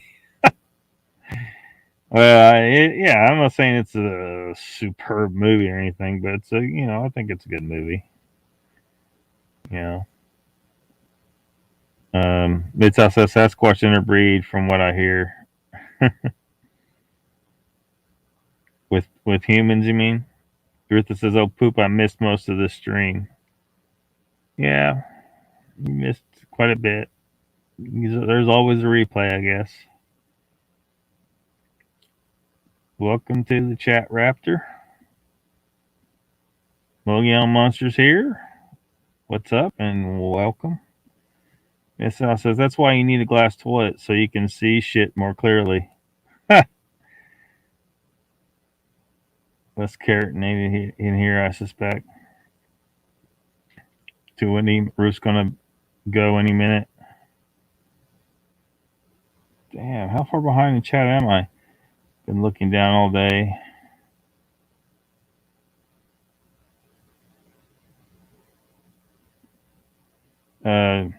Chessboard says, Lockbeard, you get Miss Space Cake straightened out.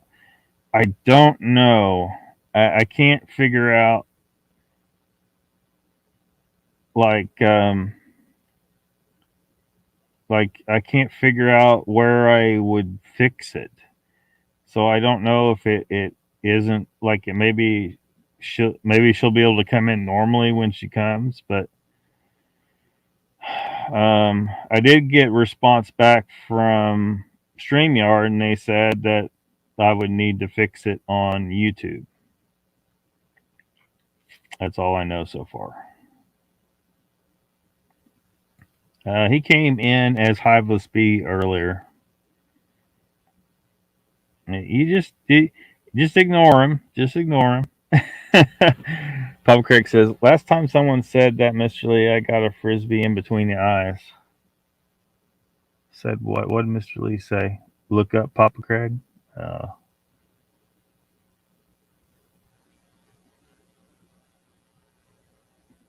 Papa Craig, you cracked me up.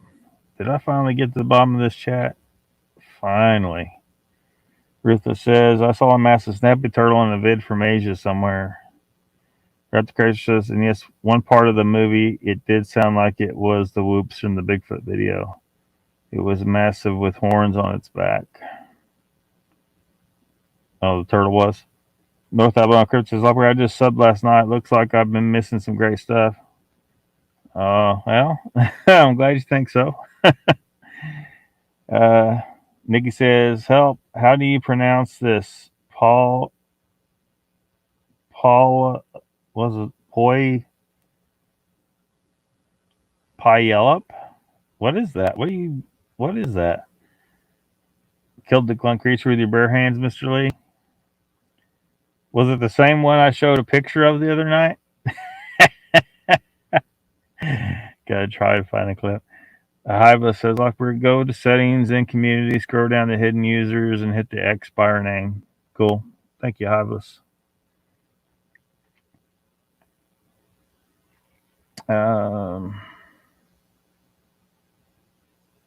Rutha says, was something different with the shell locker. It was a snapping turtle, but huge. Mr. Lee, you can't kill a legend, says Mogs. Poo all up. He killed the clunk creature. It's this new cryptid. Didn't bite your fingers. Tim Boy says, speaking of evidence, I see people talking about clear hair and the way it reacts with light like this is new. No matter how people feel about Mark Zasky, he was showing and saying this 5 years ago. Yeah, but I don't believe shit that comes out of his mouth, though. He probably, learned about clear hair, like hearing about it with like polar bears or whatever, and thought it would be cool to introduce this idea into the Bigfoot community and twist it into some kind of cloaking bullshit. And now it's infected the Bigfoot community, and I don't feel like there's any evidence for it. This is why I want to go for the jugular on people spreading bullshit, though, because now it's we can't the shit's in the water. We have to boil it all off to get rid of the shit, and so yeah. Pew up, Nikki. Not kill the cunt. You're a pussy, says Mr. Hugh. Thanks, everyone. Working on the show for tomorrow. Awesome, Nikki. We'll see you tomorrow.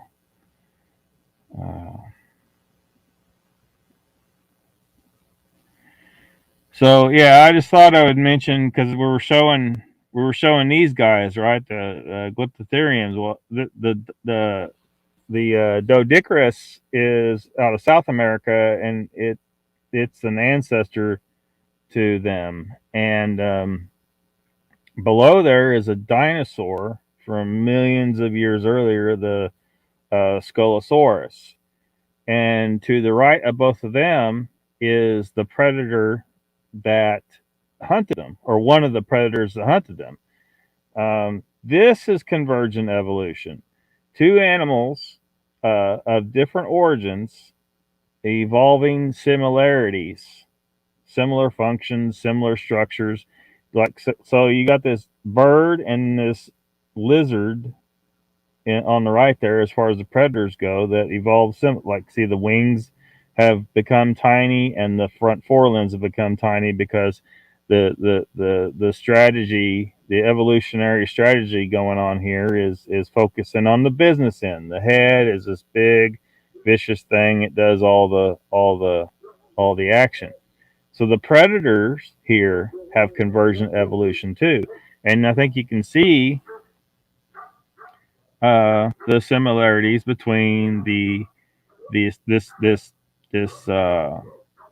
Doedicurus, this relative of armadillos. It's a mammal, and the Scolosaurus, which is a reptile. This is convergent evolution. They're similar traits, similar things going on with both the prey and the predator here. Normal evolution, which is divergent evolution, is where one species gets divided somehow, usually geographically. Where a mountain range, rises up between in the middle of a species, and then they can't cross, or they get one on one island and one on the other, and they get divided so that they're no longer breeding with each other, and they start to build up genetic differences to the point that they become separate species. That's divergent evolution, or just normal evolution, what people were talking about. That's what we got with Sasquatch and humans. Normal evolution, separate. We become, our differences exist, although I hate to use the word evolution. It's divergent selection. Because I think we've become two separate races of the same species. We have not differentiated enough to become two different species. That's my assessment. I know most people aren't ready to take that, accept that, but that's what I think is almost certainly the case here. So when people try to say, well, another of the great apes developed all these traits to become, you know, and upright bipedal, and the foot structure very much like ours, but the differences are to be expected for a type of human that's, you know, a couple 100 pounds heavier than we typically are. Um, the all the talk about the mid tarsal break, the midfoot flexion. 8% of humans have midfoot flexion. That is not a trait that can be used to say something isn't human. It just doesn't even. So there's no reason why there couldn't be a big hairy race of people who, because they were living in natural circumstances different from ours over here amongst all this megafauna, they had to get bigger, they had to get tougher. Um, maybe they had reduced midfoot flexion when they first started out over here, but over 10, 20, 30,000 years, it was a better trait for the conditions they were in, and selective breeding selected for midfoot flexion in 100% of their population. Now we won't know until we actually truly discover and are able to examine lots of individuals, but I'm just saying that this whole discussion of midfoot flexion is just a non-issue. It doesn't differentiate us from Sasquatch. So this is convergent evolution. Very different species can start to get very similar traits in convergent evolution because they're living under similar circumstances. And this terror bird and the Doedicurus, they're not as big as Scolosaurus, and can't remember. This is like a I can't remember which species. It's not Tyrannosaurus Rex, but it's one of those types of species. They didn't get as big as that, but if they didn't get wiped out, I think in time they could have gotten that big because the selective pressures will just keep on. The Doedicurus would keep trying to get bigger to be better able to resist attacks from the terror bird, and then the terror bird would have to get bigger to be able to take down the Doedicurus. So they just didn't get that as much time as dinosaurs did. Dinosaurs got a lot of time for them to get big. So, um, so yeah, not convergent evolution. It's divergent evolution or just regular evolution.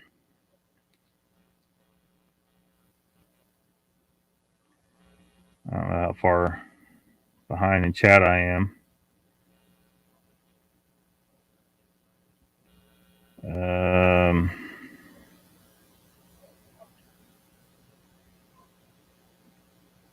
alligator snapping turtle, possibly.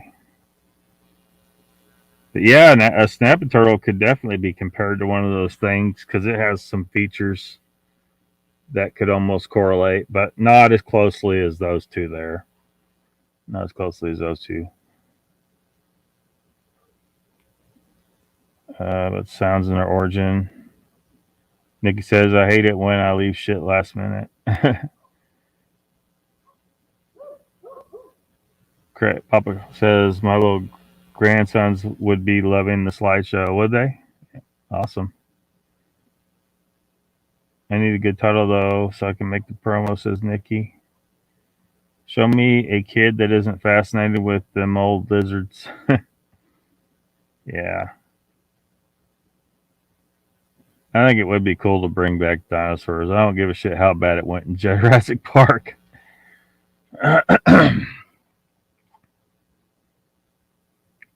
Thwart. I get a tutorial all the time, Ruthless. Sasquatch vocals. Now, hold on a minute. Good title. Give me easy, though. Mid-South says Jurassic Park has invented new dinosaur to the history books, and then cryptid community picks it up and thinks it's fact. Yeah.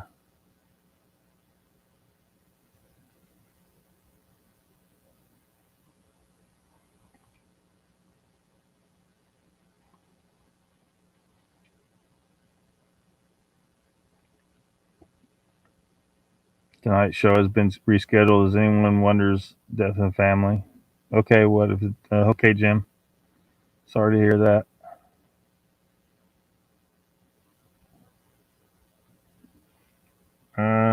Makes us look crazier than what half of us already are. Papa Craig.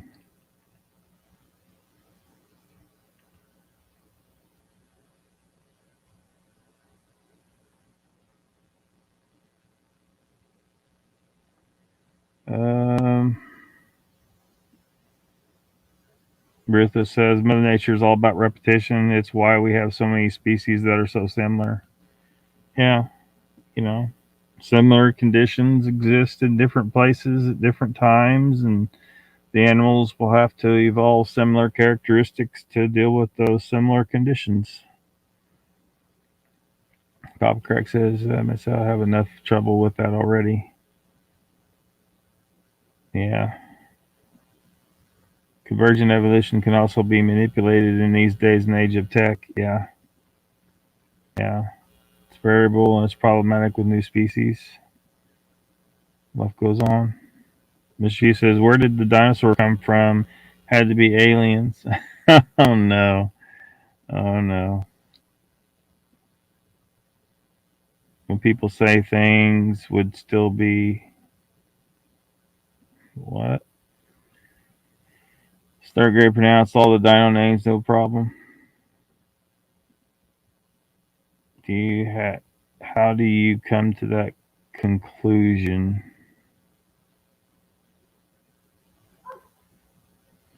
I think he's joking, Mr. Lee.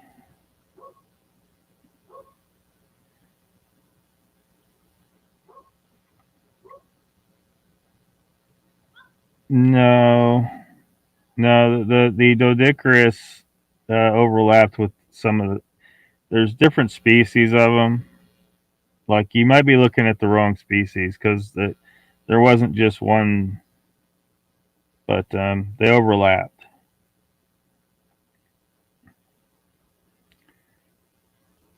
The picture may not be. I mean, of course, the picture may not be accurate because they're guessing on a lot of the surface characteristics. Some of the images of that carnivore, the dinosaur, depict him completely covered in feathers. So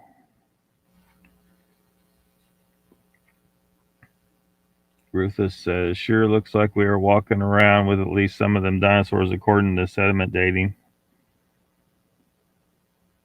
Won't smoke anymore tonight. Academitards deny this by saying same location sediment dates differently according to what it is found. Homo sapset remains found, same sediments. Nikki says, help again, everyone. What's the name of that video or audio of the folks broken down on the road with their dogs? Maybe somebody knows. Raptor says, Nikki, the original video I think has been taken off the YouTube. There's another channel, but it had it, but I don't remember the name.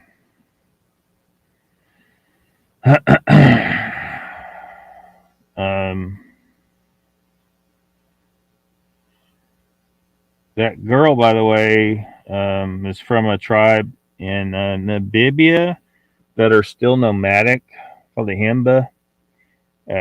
They call them like the most beautiful tribe in Africa because, well, I mean, just look at that girl. Actually, there's some pictures with her not covered up. She's quite perky. But I grabbed that picture because she's got some unique dreadlock action going there, and she's pretty. But anyway, there's a lot of different humans I could pick, I guess. I could pick I didn't want to put Joe Biden on there, but I needed an example of humanity, and I thought, well, there's one.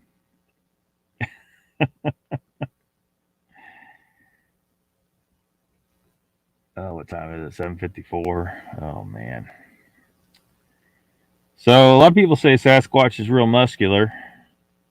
So I'm wondering about size because we looked at all these animals. You know, a lot of them, you know, their weights and stuff, and we're talking about, you know, what kind of population we could sustain, and I'm thinking if we're just thinking in terms of pounds. So was Sasquatch this muscular? Does anyone think Sasquatch was as muscular as this guy? I really don't think so.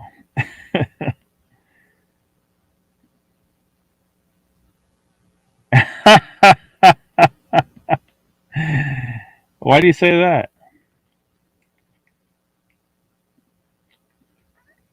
I forgot. Almost forgot Patrick Vaughn is here. Is he?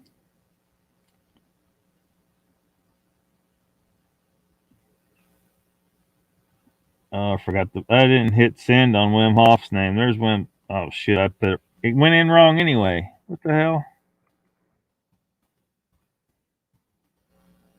I didn't write. Here we go. Yeah, that might be a little extreme. So here's a chart. Like I figured, well, you know, if Sasquatch is human or very close to human, maybe we could get some kind of extrapolation from something like this. Um, so I just figured on, you know, you know, it only goes up to 6'6". So I just figured on, okay, what would a 9-footer be if you continue to extrapolate this out? And I know, you know, the body mass goes up, so the weight's probably a lot heavier. So I just went ahead and used this, you know, extrapolated out this chart up to 9 feet. What would a 9-foot person in the muscular range? I didn't go with bodybuilder because bodybuilders are unnaturally muscular. Humans don't get that big naturally, no matter how much they lift. So I went with the muscular category if it went all the way up to 9 feet. And that ended up being if it was a 9 foot tall human, 390 pounds according to that chart. Now, I don't think that would be accurate. I think a 9 foot Sasquatch is probably going to weigh more than that. And then there's a map of sightings, so that might be an accurate indication of where they can live, which apparently is pretty much anywhere in North America. Decided the tracks on the rock in Texas was two dinosaurs instead of a pre-human walking next to a dinosaur. Oh, there's some people that are going to believe that was human no matter what, man. That's what they want to believe. So there's no way that stupid shit ain't ever going to go away. The mud flood people just yeah. I think I've talked about that before and why it's stupid and why uh it's not legit. And welcome Pyromedic. He says, hello to all I didn't respond to earlier. Sorry. Mr. Hugh says, if if that's if that is not steroids, I will eat spinach. Oh, that's some steroids, man. That dude was. I'm not even. I'm kind of wondering if that picture has actually been altered because that dude was too freaking big. I forget his name. I thought the terror birds were after the dinosaurs, and yes, some dinosaurs did have feathers. The terror birds were after dinosaurs. Um, Raptor, I was showing Convergent Evolution. The top two animals were from way more recently than dinosaurs. So I was showing where the glyptodons were very similar to the ankylosaurs. And those were just two specific examples of glyptodon and ankylosaurs. and the ankylosaurs were dinosaur, and then the uh, the Tyrannosaurus Rex type predators are very similar to the terror birds. Which you understanding what I was trying to show there now? Like there were actually both the predator and the prey had convergent evolution with the predator and the prey from an earlier time. It's just cool how I mean I thought well I could just show one species, but it's even cooler to show two species like that had convergent evolution together because the circumstances are the same in a lot of ways. That's a big guy, but no comparison to Bigfoot. Yeah,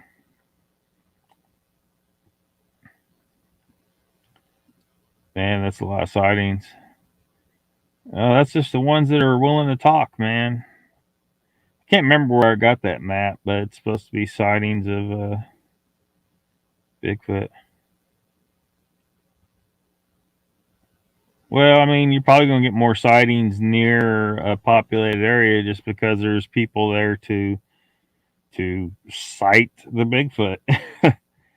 um, Fewer people means there's fewer people to see one, and you would say about 800 pounds. Rex, welcome to the chat, Rex. Yeah, I've heard people say numbers in that range. The giant made the best Bigfoot in acting. Mud, Mr. Lee says. I will come on your stream, says Mr. Hugh. Pyromedic says, found out I'm getting too old to hunt a mile in the snow and then work a fire. Andre the Giant, yeah. I'm pretty sure that's who he's talking about. Tim Boy says, vacation, I've had to make a few accounts. I'm sure you understand, Raptor. North Alabama Crypto says, Papa, he played one on the $6 Million Man show. Don't want to hear that kind of stuff. It's kind of important. Start bringing a road flare and bottle of kerosene. Okay, everyone here. The wind has abated. Good. Chill stream. Lurch, okay. The Adams family played the second one. Mr. Hugh, don't do the wang shot like you talked about. Jimbo is here. What's up? Says, what's going on? What's up, everybody? Hope all y'all are having a great weekend. Be there, your mama roast battle. Fix vapor rub.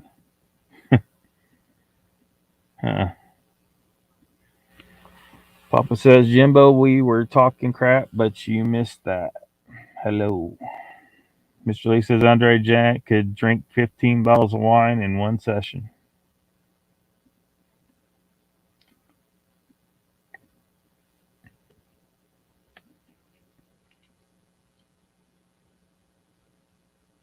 Yeah, a lot of people think that many could not hide, but I'm talking about my thought that up to 1 million could hide no problem. Because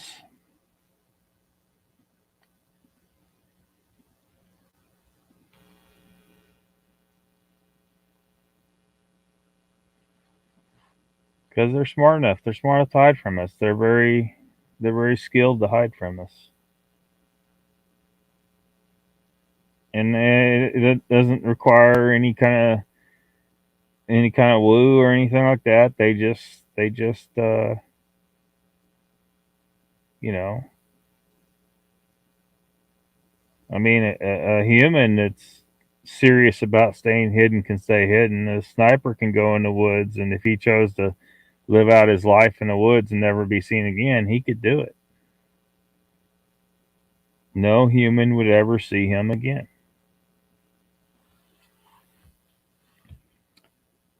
So imagine a race of people like Sasquatch who may even have it in their DNA. Like they're just selectively bred to avoid us because they've had to deal with us for hundreds of thousands of years. And the best thing has always been to avoid us because anytime we find anything else, we freaking kill it. They watched us wipe out whales and mastodons and 1,000 other species of creatures. Well, we slaughtered the shit out of ourselves. Sasquatch is probably uh, way smarter than us just for figuring out that the best thing to do is just be undetected by us because we are assholes.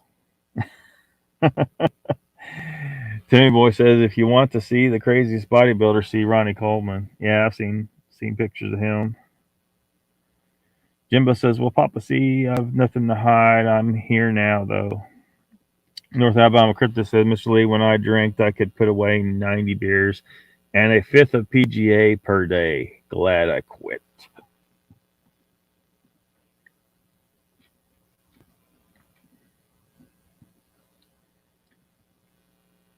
Mr. Hugh will have to get his joke book out. Well, that's all I got on that. And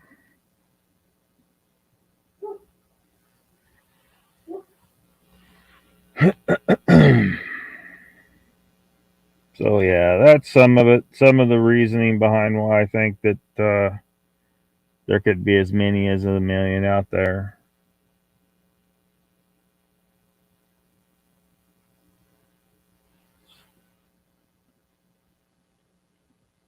The land can definitely sustain them, and I think it could sustain more than a million, but a million's a good round number, right? And I think they definitely have the intelligence and the skill to hide from us in those kind of numbers if they wanted to. Yeah, could be low. I mean, if they have the ability to hide from us this well at a million in number, like, because the more people you have, the harder it is to hide you. If you can hide a million people from 300 million of us, that's enough skill probably to be able to hide 300 million of them from 300 million of us if they have that level of skill.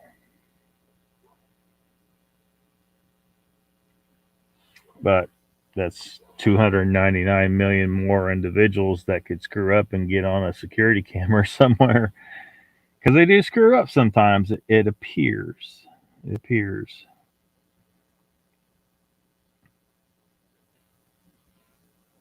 They even know to be wary of our technology. They see something man-made in the woods, they don't like it.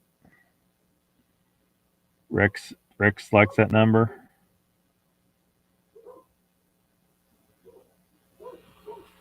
Yeah. So I don't know. I'll keep making the case. There's other points to be made about it, I think, but if we add to the rumor that the government's trying to hide them as well, if it's true that every time a Sasquatch is being stupid and being too bold with humans, and then a little black ops team comes in and takes out the Squatch and snuffs the story. If that's true, that just adds to it, the potential for why they're able to stay hidden as well as they have, because it's not just them necessarily. It could be the government helping too, although the government isn't helping them because they like the Sasquatch. Maybe they just want to keep a lid on the existence of Sasquatch for their own selfish reasons, and whatever poor Sasquatch is involved in that scenario is going to get freaking killed or caged, used as a study subject in some hidden lab somewhere or some shit. Who knows? I don't know. I don't know that any of that's true. There's stories, but I don't know that any of that's true. Studying these creatures instead of worrying about what's on Mars. Well, I'd be interested in knowing what's on Mars, though. Um, I have suspicion that humanity's been there before, and that when we get there, we're going to find evidence of that.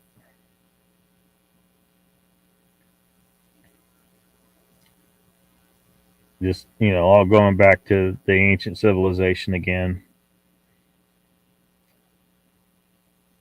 Man, that gets into some shit that's going to sound real far fetched, and I know to most people it's going to sound far fetched, but I have no doubt that mankind has been perfectly capable of going into space and making it to Mars and even beyond, um,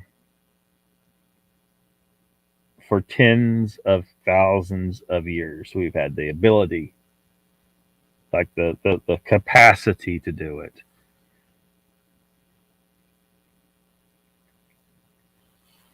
So who knows? And that whole moon thing,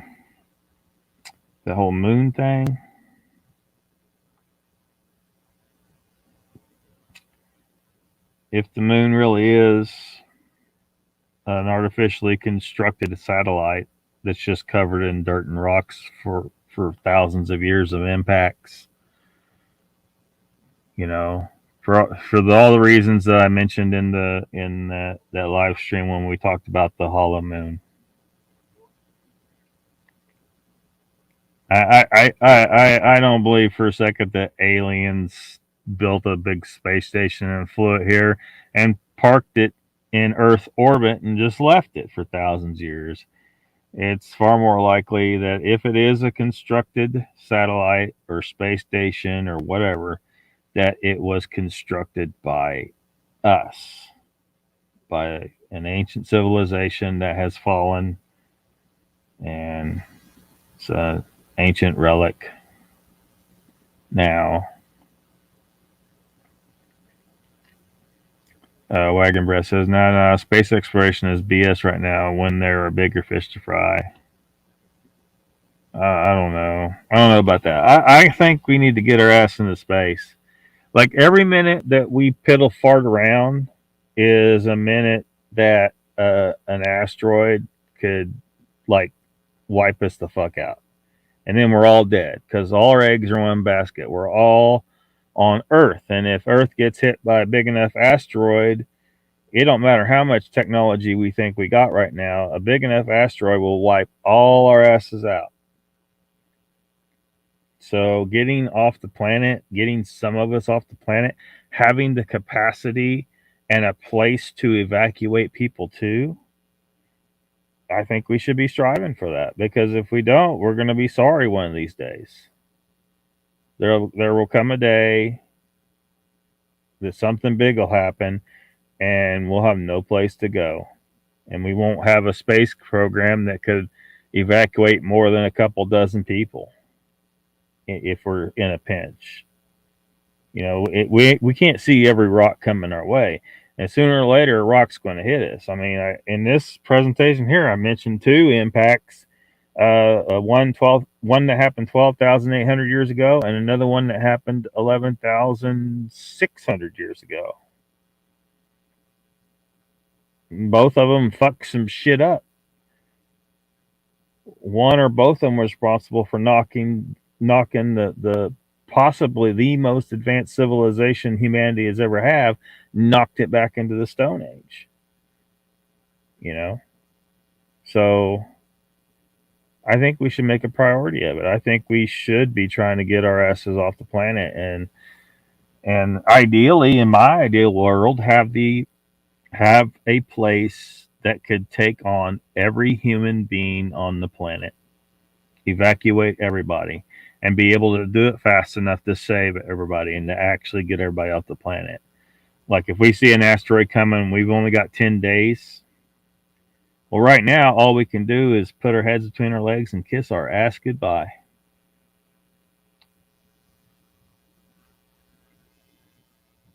All we'll have left is like one dude left in the International Space Station wondering what the fuck. You guys couldn't send me up a check before y'all died?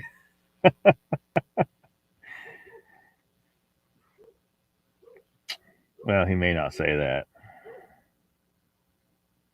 He might say it eventually after a large number of F bombs. Every animal in the wild knows how to use camouflage to hide or hunt. Yeah. Mr. Lee says some shit is too scary for public knowledge. Imagine that. Yeah. Game warden approached man fishing with dynamite, asked him, "What are you doing?" The man handed a lit stick to the warden and said, "Same as you, fishing." Oh, shit. Kenny says, "So we live in the Matrix." Shep is getting old. Papa Craig says, "Right, just where are you going to keep talking or start fishing? It killed me." Mr. Lee Neo. Wagon Breath says, "There are other countries on it monitoring that so we don't have to." Kiss your asteroid goodbye, says Mokes. Wagon Breath says, "Priorities. We are trying to save a starving world from an asteroid."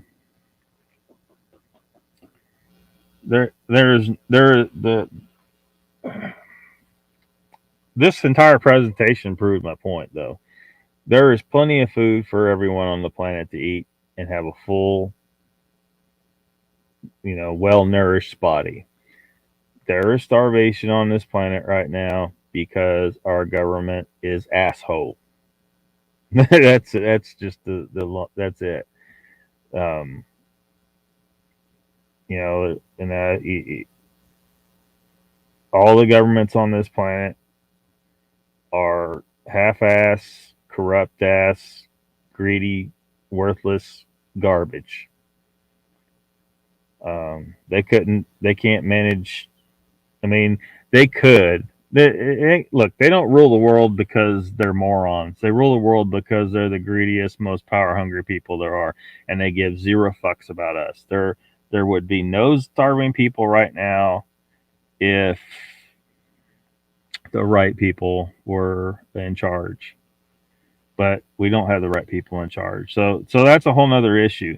And that issue is not going to be solved. And neither is the potential for, civilization ending asteroid impact. That's not going to be solved either way. We are completely fucked. And that's just not going to change. So, do you know what's out there? Definitely overdue. Oh yeah. It can happen anytime. All kinds of things can happen anytime. There's been some talk of Yellowstone popping like a gigantic planetary pimple. That'd fuck some shit up. The Toba disaster 70,000 years ago, they say, very nearly wiped out all of humanity. Like, I can't remember how. I think it's like we were down to only 10,000 people left on the planet.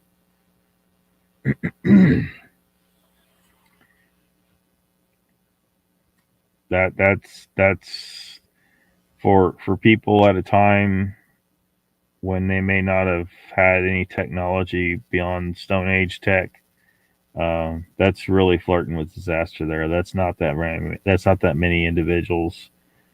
A lot of other shit could go wrong to finish the job. The same. I can't remember what it's called, but it's like, I guess there's a bunch of fragments that are broken up, and we pass through every so often. So that 12,800 year impact and that 11,600 year impact, they think, came from the same debris field, and that we pass through that debris field every so often. So we could be looking at something that's we're just going to keep getting hit by objects from that debris field. It's just whether or not we happen to pass through when there's a big enough object in the way. There's so much we don't know about, says Mr. Hugh. The cool in the earth because of the Tonga disaster. Toba. I hear I can't remember that particular, but I'm sure it did cool us down. They do not know, says Mr. Lee. I'll kiss it goodbye. It'll be quick, says Wagon Breath. I don't want everyone to evacuate, says Timmy Boy. Why not? Why not? You don't want to save humanity?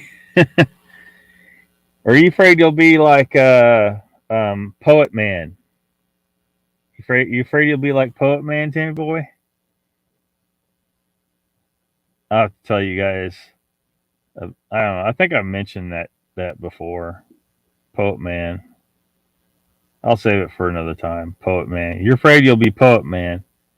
You remember that? Kick-ass Earth Star, says Rexham. Raptor says, I think there's about 3, maybe 4,000 Bigfoot in the U.S. and Canada. The rest are maybe people's imaginations going wild.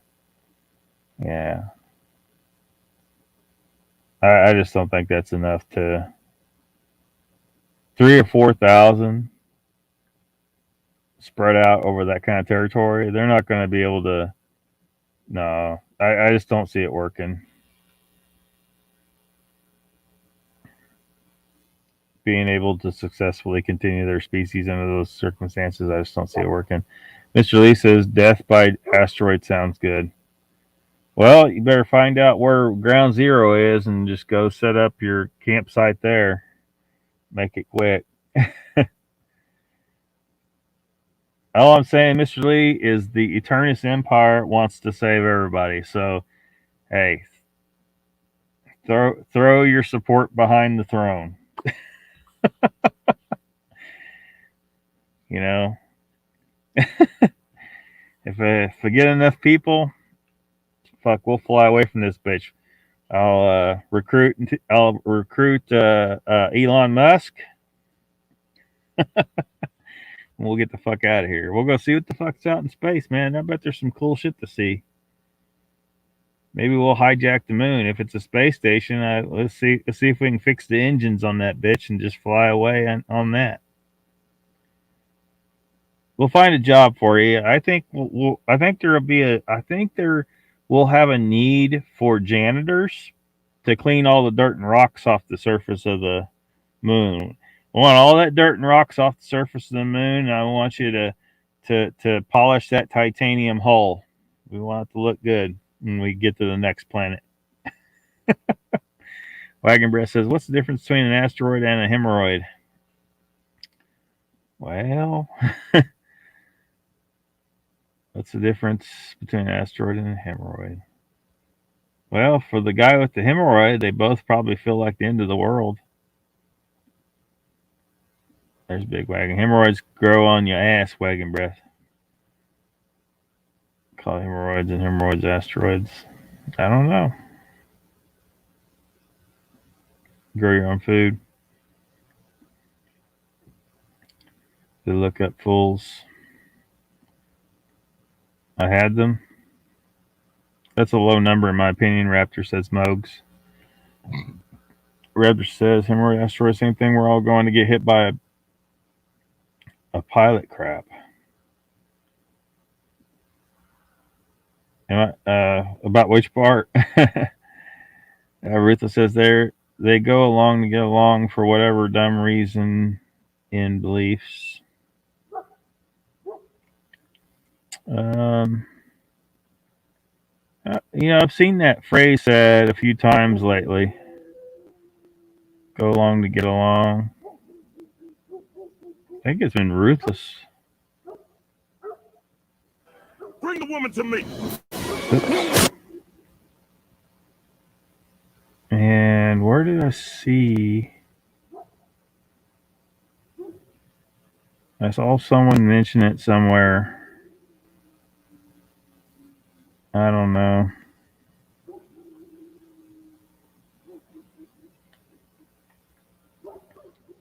I'm trying to find something. Just a second. Even like say, a muskrat. I'm probably not going to be able to.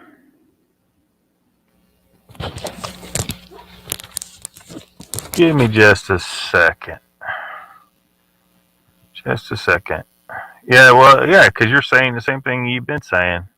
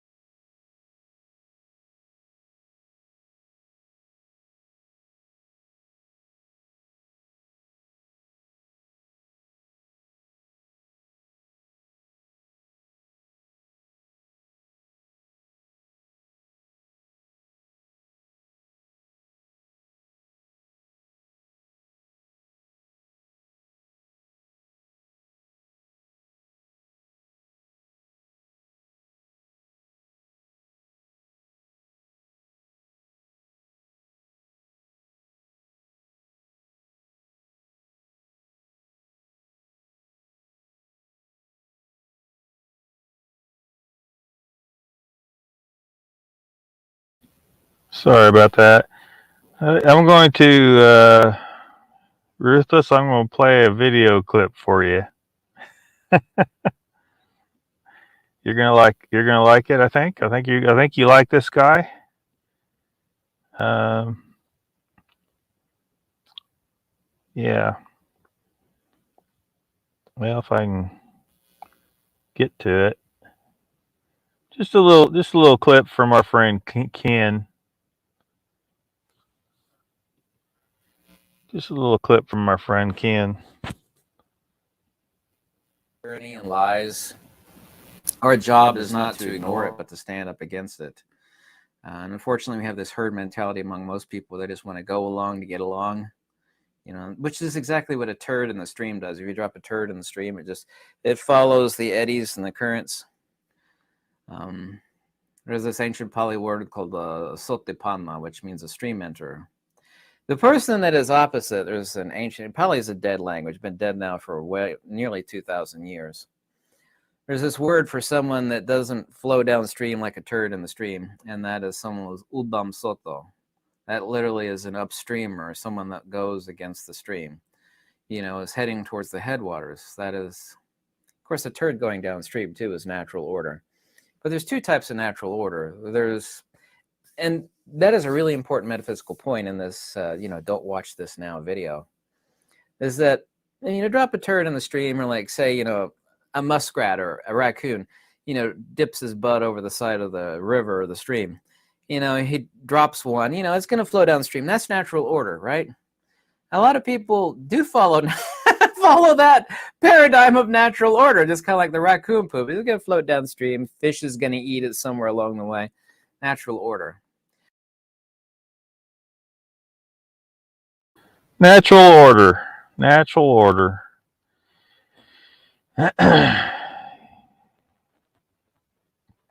Yeah, enough of that go along to get along shit for me. Like, because a lot of people just want, just play nice. Wait, hey, there's room for that. Like, a lot of people just want to just, be chill. But I can't let some of this shit go that's been going on in the cryptid community. These people are holding us back. And I know a lot of people feel like, well, they're not hurting me. Yeah, they are. They are hurting you. It's just in a roundabout way. It isn't direct. So,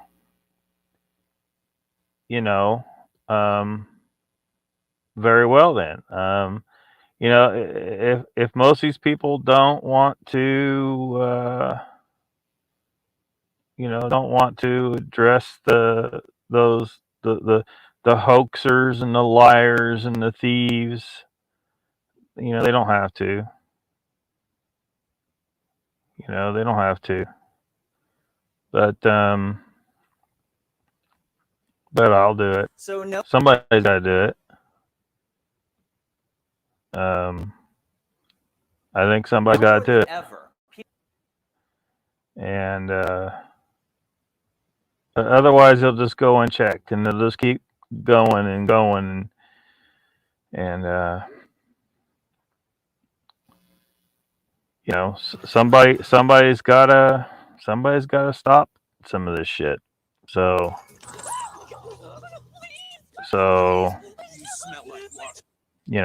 might as well be me.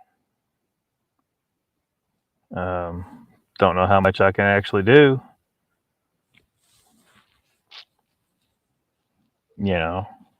And maybe it'll make some people mad. They're like, "Why are you calling him out? I like that guy." I'm like, "Yeah, but he's fucking bullshit artist, or he's a liar, or he's a hoaxer, he's a thief." I mean, there's he and she's, there's he's and she's, involved in all this shit. So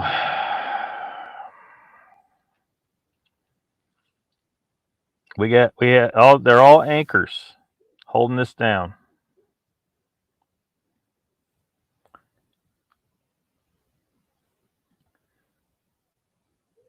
I'm clever, huh? Mr. Lee. Papa says, very interesting. I noticed with our last snow out west, it seems really, really white. I wonder if the last storms have cleaned out some of the ash. Any messed up cargo goes with ship. Rep says, Mogion. 10% have actually seen one. 90% of people are having brain farts.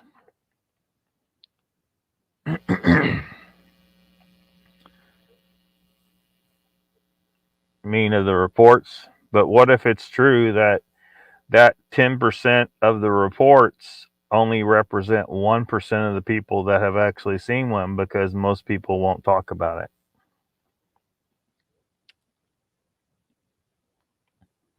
Afraid to be ridiculed or thought of as crazy.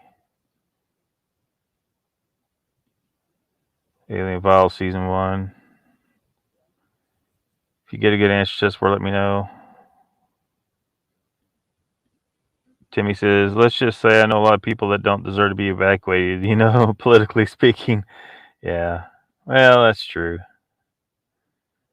We'll sort them out in space. Hey, the good thing is Timmy boy, in space, we have airlocks. You want to be an airlock guard? You can be an airlock guard. Be Timmy boy, Sergeant Timmy boy, airlock guard, 3rd class, stationed at airlock 3006B. Yeah.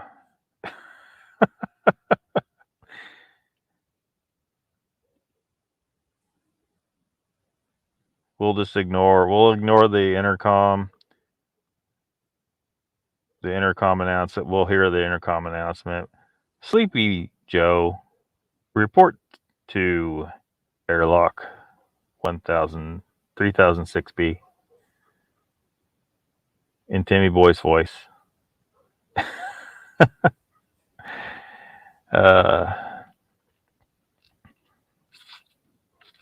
What now? Yeah, I think you figured it out now. I don't piss off another person that claimed love, then change their minds. Papa says, hey, just where they reflected light all at once. Did that through. So hoping for something funny. Sexy Ken, says Mr. Lee. I mix red, blue paint, you get black. You mix red, green, and blue, you get white.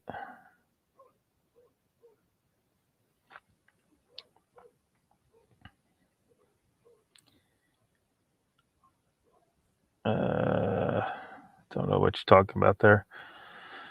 Papa Crick says, ain't that the dangest thing, just for it? I think God has a sense of humor. Papa says, and he has a globe tattooed on his arm. Oh, no, he don't have a globe on his arm. Why are you saying he's not a flat earther? If you're thinking about that, no, he's not a flat earther. Natural order. I can confirm that Papa Craig. I do like a good laugh, says I was me. Walk your own path. He's a hoaxer. He doesn't even believe himself. Who's that? No disrespect. Got a bounce program, some scanners. Everyone have a kick-ass rest of your weekend. You too, Jimbo. Tim Boy says, you should be calling people out just because I find it super entertaining. Oh, yeah, Patrick Vaughn sucks. Timmy Boy.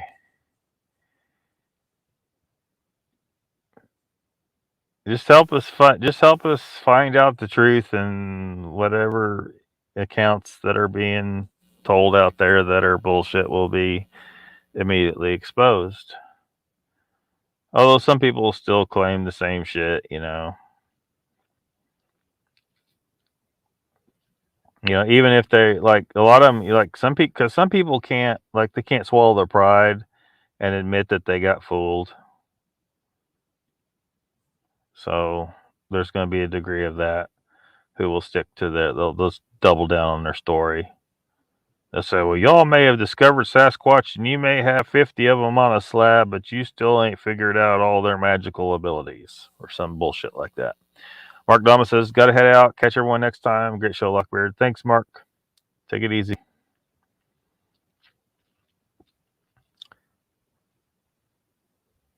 Timmy Boy says, Major Timmy Boy to you, Lockbeard. Airhead Chief Class.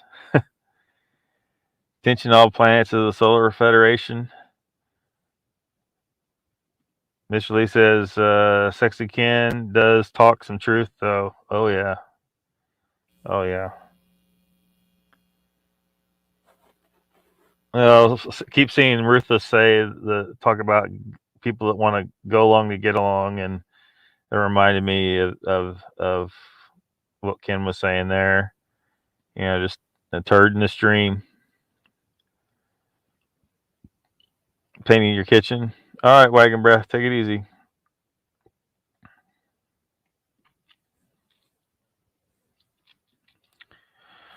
Let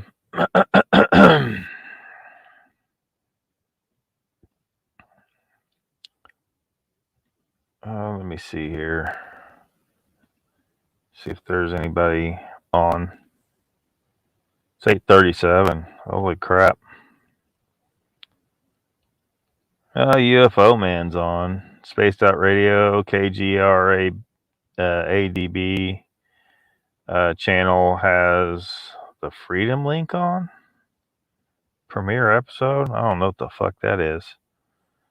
There's usually a paranormal show on there, but nothing much going on. Nothing Bigfoot don't look like hardly, unless Space Out Radio's got a Bigfoot guest on. Sometimes they do.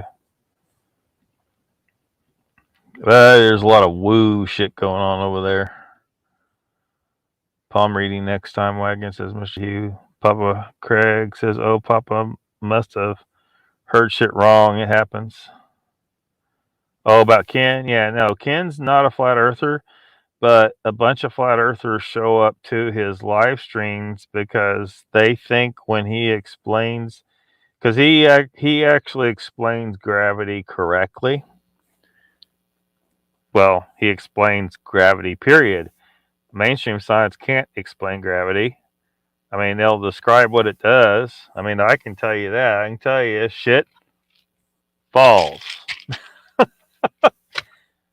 But what's actually going there? And if you Ken actually explains that. But the problem is the explanation can sometimes be termed gravity is just incoherent magnetism. Well, flat earthers think that supports them because they believe that magnetism is what's pulling, but they don't understand magnetism. They sure shit don't understand gravity. They don't accept gravity. They think it's just magnetism, which actually turns out to be true, which makes them think that it supports them. But Ken is not a flat earther, and he does poke a little fun at flat earthers on occasion. He usually says, well, it's none of my business what people believe, is what he usually says. But gravity, just because gravity is in fact a form of magnetism, does not mean the earth is flat. So Timmy Boy says, I'm on it, bro. I can show you some shit on him and his character. Who exactly? Are you talking to me or? Michael says, Wagon, how many spray cans have you used so far? I'll read your palm. Is Lost Cryptids on? Well, why isn't YouTube showing that to me? YouTube, you suck ass. Why isn't YouTube showing that to me? It should be. Or are they getting ready to come on? Where, oh where? Trying to find the channel. Yeah, there it is. Yeah, YouTube didn't show me any kind of notification or showing me that they're live. Balls. Yesterday. Anybody offended? You guys have a good night. YouTube Raptor is on at 10. I guess I could pull up the guide again. Flurps are like pigeons. They shit everywhere they land. Or shit wherever they land, yeah. Yeah, Timmy Boy says, only apologize when wrong, Raptor. No, Agent Gibbs says never apologize. It's a sign of weakness.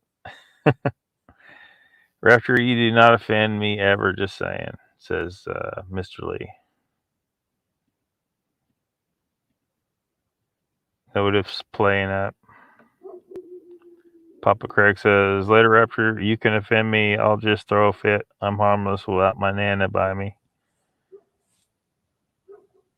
Sanders says, yes, getting ready. Pissing down the, what? Rain? Cold out there tonight, Mr. Lee. Says Mr. Hugh. Papa says, clear and 32 out here. I don't know what it's starting to, I feel it chilling down. It's 36 degrees. Looks like it's going to get down. What's it going to get down to tonight? Low 20s. Low 20s. Low 20s in eastern Oklahoma. The roads are mostly cleared off well enough to drive safely out here. Danny Boy says, Patrick, of course. Come on, Lockbeard. You know that. Patrick, of course, comes on. Lockbeard, you know that? I mean, I've seen him here a few times, but he doesn't seem to be regular in the chat. Unless he usually just stays quiet. Michael says, Mr. Hugh, if you put on your clothes, you won't be cold. Won't be cold. I'll pull Ken down off of there. Hope he doesn't mind me using a little bit of that video. So Timmy Boy, you just think it's funny to watch me take them on, huh? I mean, There's one case I was wanting to do pretty soon. I just needed time to kind of put together some more information on it, but unfortunately, um, you know, I don't want to. I don't want to. Some people don't want to be dragged into it. You know what I mean? So there's kind of a situation where it might inadvertently get someone involved that doesn't want to be involved. So I kind of got to table that for now. Because there was someone who, I think people need to know this person um, uh, steals other people's materials, claims it's his. And so, yeah.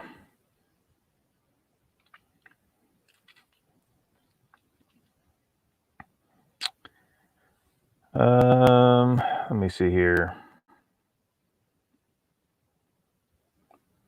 Well, that's not supposed to be there. Hold on a second. There we go.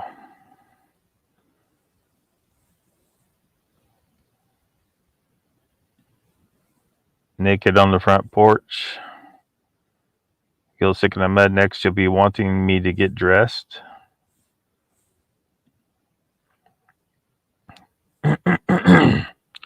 D-Boy says, bro, you asked me who I was talking about, and Patrick is who? Rain heading straight for you, Iveless. Papa Craig's naked. Ruthless says, I doubt Kenny would mind. Santos gets away with pushing Flurf on the back of Ken's works. Yeah. You know what sucks is for years now, Ken's been doing live streams. It was like 3 or 4 nights a week. And, a couple hours, 3 hours sometimes. And he deletes them all. There's a lot of good shit in them live streams. He deletes them all. He doesn't. He does not give a fuck. I mean, he makes his content videos, but his live streams. I hope he keeps them saved somewhere. But it seems like he said he deletes them all. He doesn't save them. He certainly, at the very least, he don't leave them on YouTube. Team Boy says, "I'll help you with the call out shit if you need some help, bro." I mean, if there's evidence that someone's done something, we could certainly throw it on the screen. Maybe some.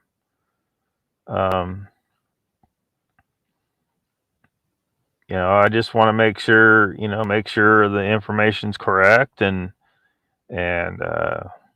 the evidence is solid enough, and stuff that people can go and see themselves. If they don't want to believe me, they can go look themselves. But it just sucks that there's people that are, in some cases very well thought of in the Bigfoot community and the cryptid community, but they're guilty. And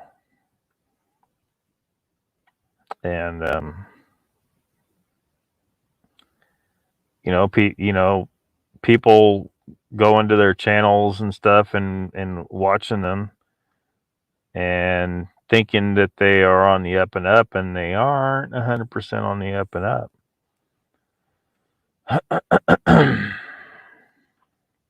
And so that's irritating.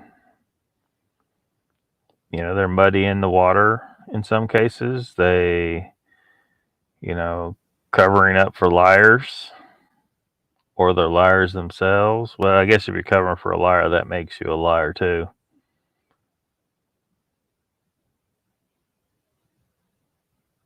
So, just sick of it. All these years, and we haven't gotten anywhere. Other than every so often someone comes up with a new angle, have fucking quantum Bigfoot. You have, clear hairs. You know, it's just one thing or another. Somebody's always trying to think of a new angle. You know, the Bigfoots are aliens. They're jumping through portals. They cloak like the fucking predator. Their eyes are bioluminescent. They turn into fucking orbs. Mind speak. None of that shit has. It's shit that people said. And then you look at a lot of the people who seem to be pretty legit, and they just tell a story. Look, there was this dude. He was big. He was hairy. You know, he looked pissed off, or he yelled or something. Just a standard interaction with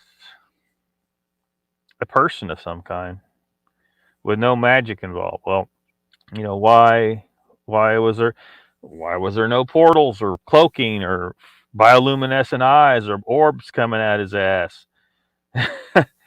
You know what I mean? Bunch of crazy shit that doesn't follow with the normal world that we see and observe every day. You know, some accounts seem to be rooted in the real world, and some accounts seem to be rooted in a load of shit with no proof. So, Michael Haywood says, or wait, did I skip smoother night without having to debate flat Earth every 2 minutes? Just saying. Yeah, Pyro. Thank you for being naked. Mr. Hugh, Mom likes a good laugh. Mr. Lee 3PO says, Lockbeard, speak. Speak about what? What do you want me to speak about? Pearl is more pleasant all night. Yeah. Well, I think I might have run Mank off. I don't know. He didn't show up tonight. Maybe he's busy. Maybe he's flirting somewhere else. Or he got sick of the abuse here. I don't know. Pine Island Research, good evening. Good sir. Yeah, welcome to the chat, Pine Island.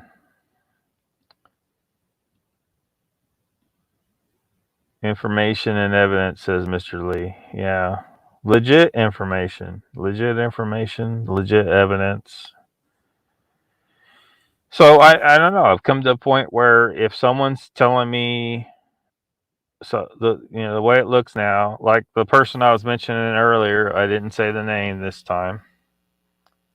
I know for a fact steals other people's, other people's evidence and presents it himself, and then covered his ass. I know for a fact that happened, and there's other people that know, but it just hasn't. It seems like most people don't know. This person, so can we trust anything this person says? This person claims mind speak bullshit as well, so I can't trust that. The person has been proven not to be a solid witness. So you go over to another witness like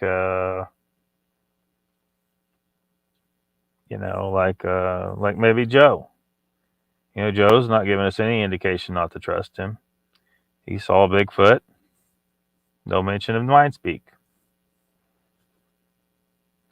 So and that's an account that sounds more in keeping with the real damn world compared to this guy over here who's talking about mind speak shit, and I know for a fact steals people's shit, or at least he used to. He maybe don't anymore. He's gotten caught, a couple times at least.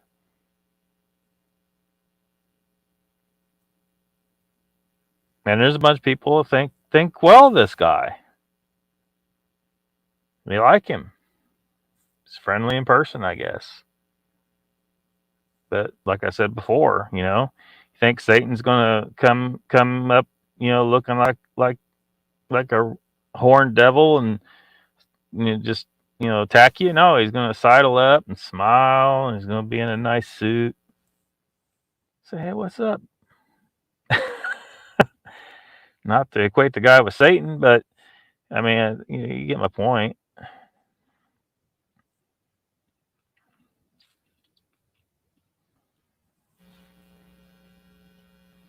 The other day,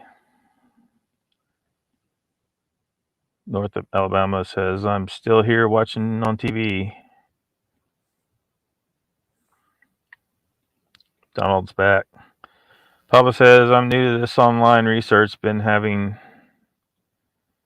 encounters for 53 years. I'm stunned at how little has been learned since Patterson Gimlin. Yeah. 19. None of them facts. All theories. Some very loosely supported, and none of them facts, says Jeff.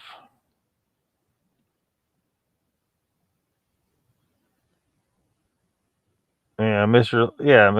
Lee says, Lockbeard, there is weirdness with Sasquatch, though, many have said. Yeah, many have said. That's true. But,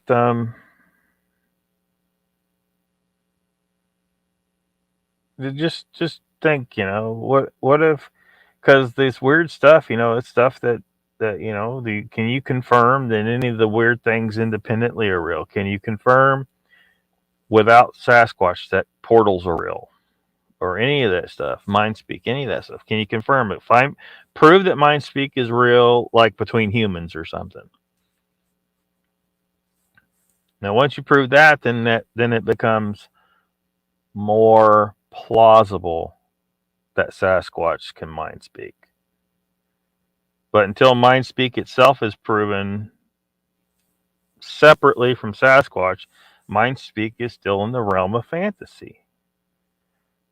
And accounts that include mind speak have to be, they're set back.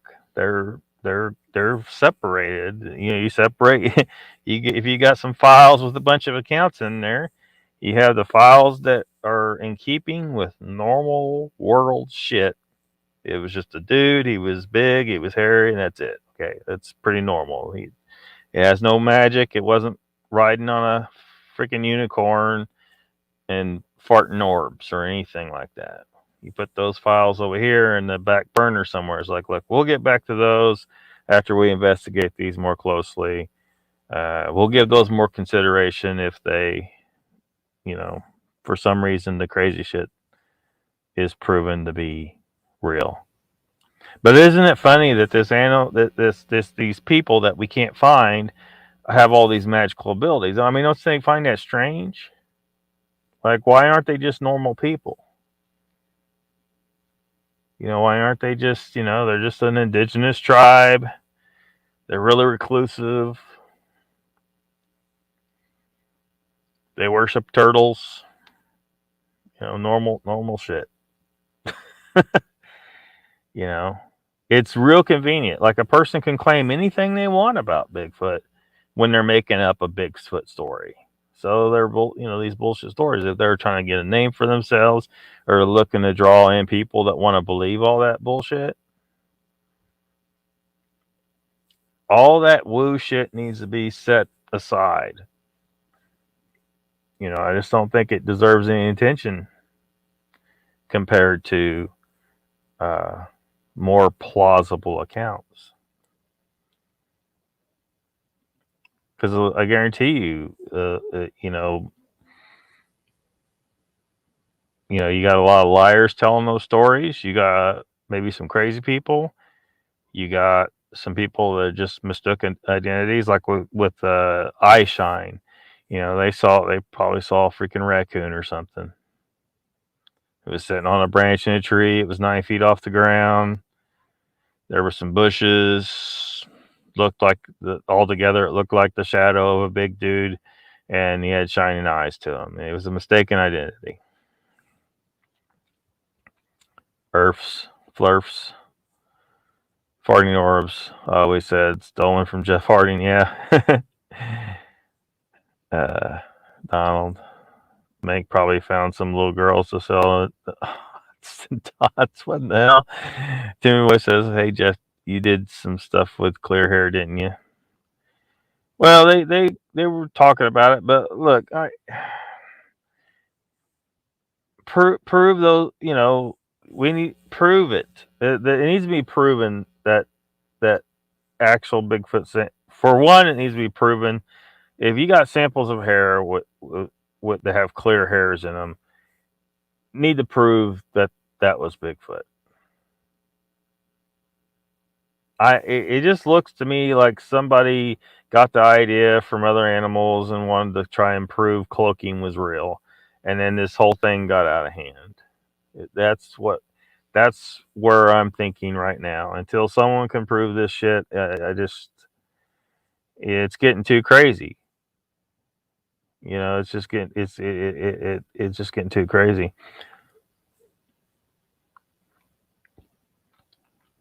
If someone knows something is wrong, they observe it and remain silent, they become an enabler, says Ruthless. Mr. Lee says, "I'm so frustrated to get to it all, man." Hey, or Mr. Lee says, "Yeah, I mean, me too, man. I mean, we've been hearing about this for years, and I want some answers." There's some people in this community that don't ever want it discovered. They're afraid of what will happen if it's discovered, but I want it discovered.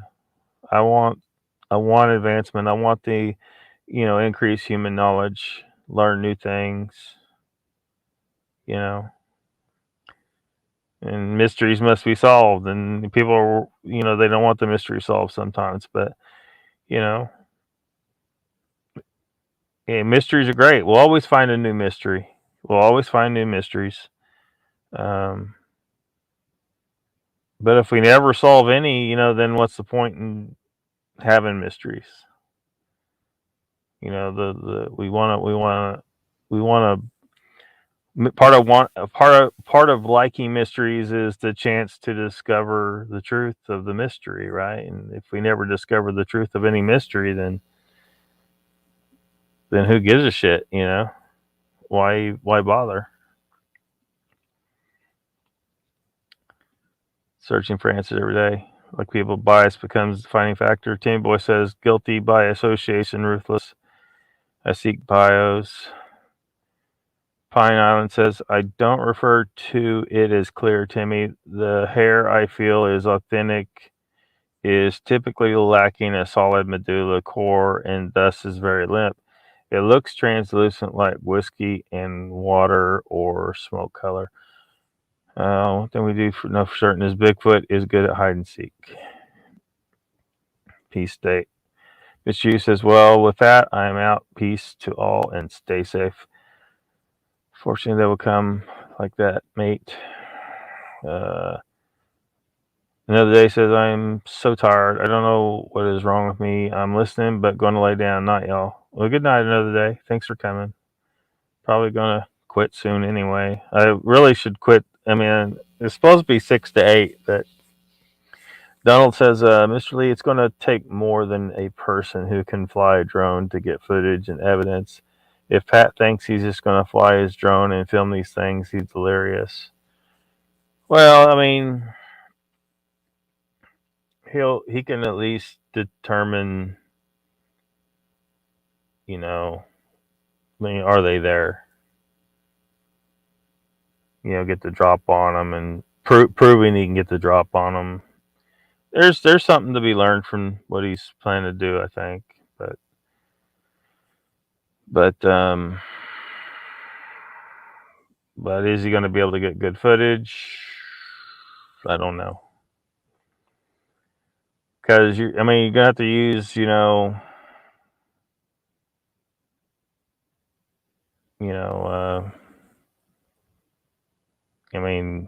two different types of filming, and you got to locate them and then go in with the HD stuff, and I don't know. I don't know how it's going to work. He seems to think he's got a plan to get some footage. And then if he can prove that they were at a location, maybe he can go into a place they weren't expecting him to go and collect, some physical evidence, some footprints, some hair, something. I don't know. We'll just have to wait and see what happens. Me personally, I don't got the funding to do shit like that, and I got the new game cam I got is at the post office now, so I'll be trying to put that out and trying to, I'll be hopefully doing it differently than most people.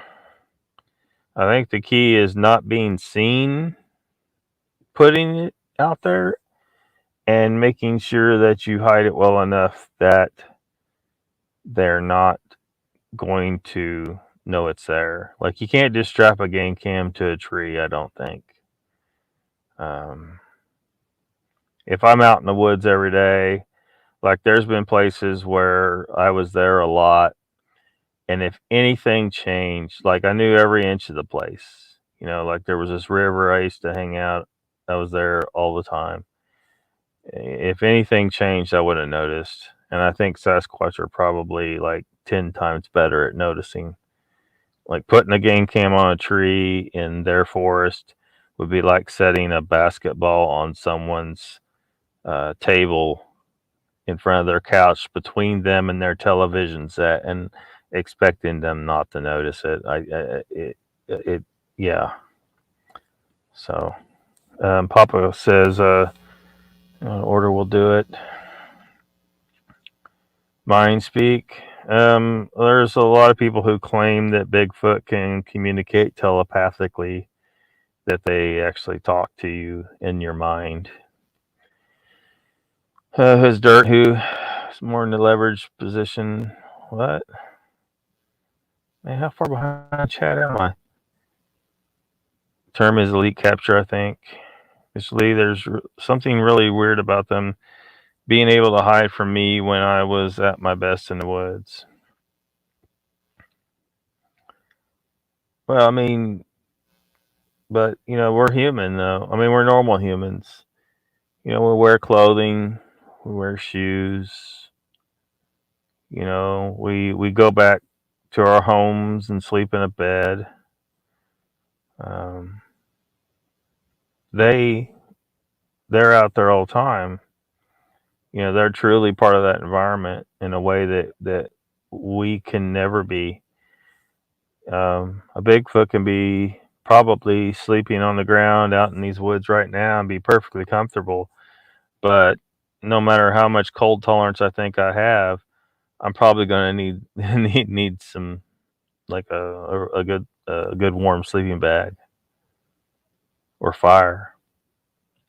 I just couldn't do it. I'm just a normal person. Bigfoot's a different deal.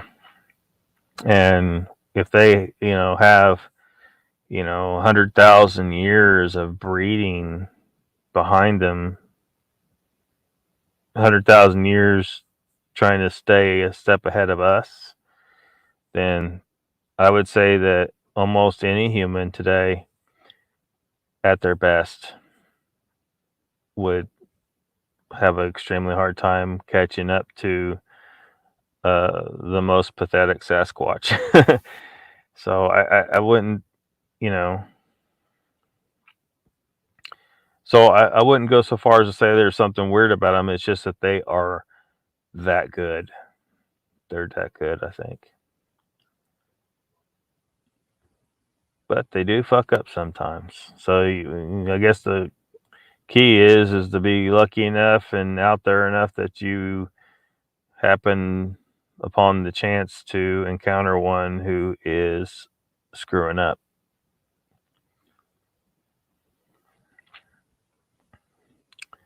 Mr. Lee says, no, Lockbeard, you shouldn't set the woo aside, man. Until someone brings some evidence and I stop seeing the woo people, they tend to be the ones who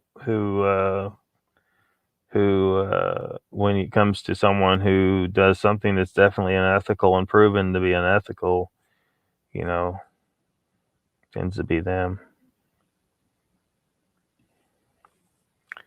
Papa Craig said it's really hard to set the woo aside when your dick gets knocked into the dirt by infrasound. Well, I mean, an infrasound isn't, because we know animals. See, it's a different deal. We know of animals that use infrasound. So that's nowhere near, I wouldn't go so far as to call that woo. That's not, that's, I wouldn't go so far as to call it the thought of infrasound being woo. But what I would suggest is the possibility is that people who think that they got hit by infrasound from Sasquatch may be mistaken. Maybe they encountered a mountain lion. And I mean, that's a lot more plausible that it was just a mountain lion. They didn't see the mountain lion. And even if they did see a Sasquatch at the time, maybe it just happened that the Sasquatch was there too. How can they say for sure it was the Sasquatch using the infrasound? Maybe the Sasquatch was just watching because it knew the mountain lion was there and knew that you may have been in danger, and maybe it was, trying to get you to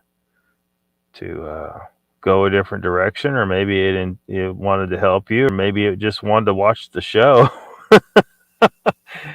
But you know what I mean? It's like just because someone's looking at a Sasquatch and they get hit by infrasound, that does not mean, that's not confirmation that the Sasquatch is the one who used the infrasound on them. There could have been something else there, and a mountain lion is a good possibility. It's because other big cats are known to do it. I think there is confirmed that mountain lions do have the ability to use infrasound, and yeah, so that's just something that folks should consider. Is that they might be mistaken about who's using infrasound, but infrasound doesn't fall into woo for me. Or Bigfoot turning into orbs or jumping through portals or using my speak, that's the woo stuff. Thought you were in prime. Oh yeah, Pyro, they sound 70 years young. Anything on the water? Fractal reality. Oh man, we don't want to get into that, Ruthless. At least not tonight. Fish Surgeon Santa. That's a little. Pyro says, so the mind is honed, but the body is lacking. Sounds like someone I know.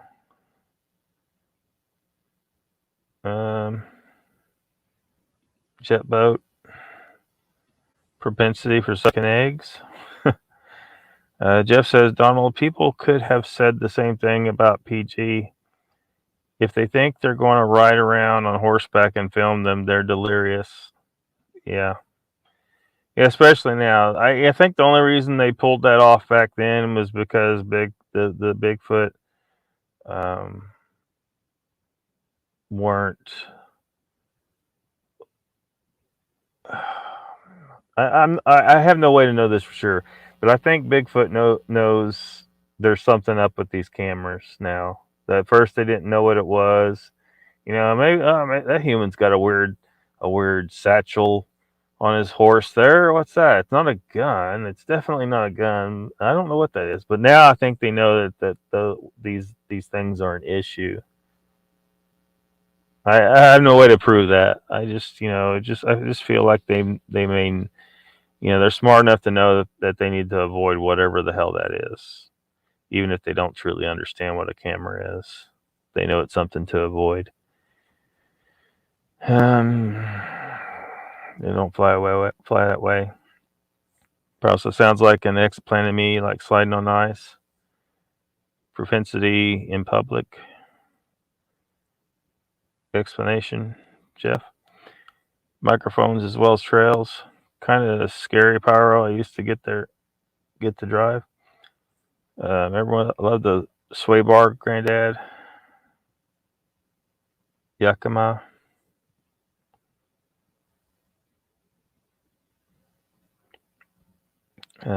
First needs a Easter Bunny to bring him a high dollar drone. Even then, I'm with you.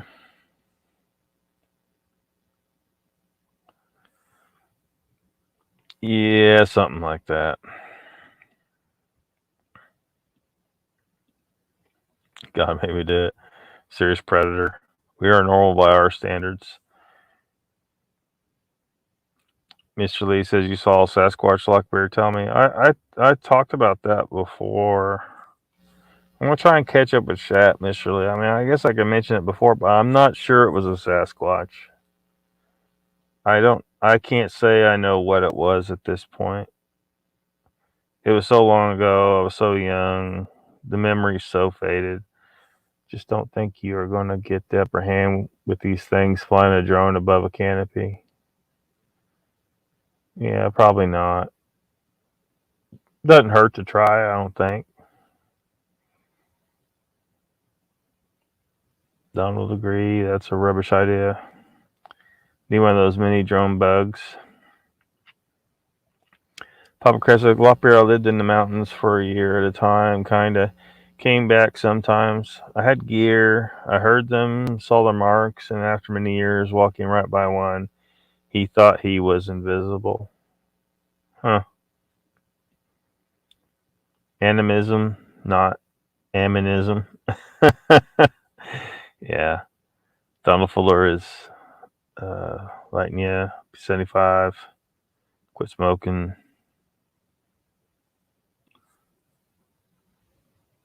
Papa says, think what you want, Lockbeard. I was there. My grandson was there. Others were there. I don't believe it's infrasound either. No, I know mountain lions. I mean, how do you know?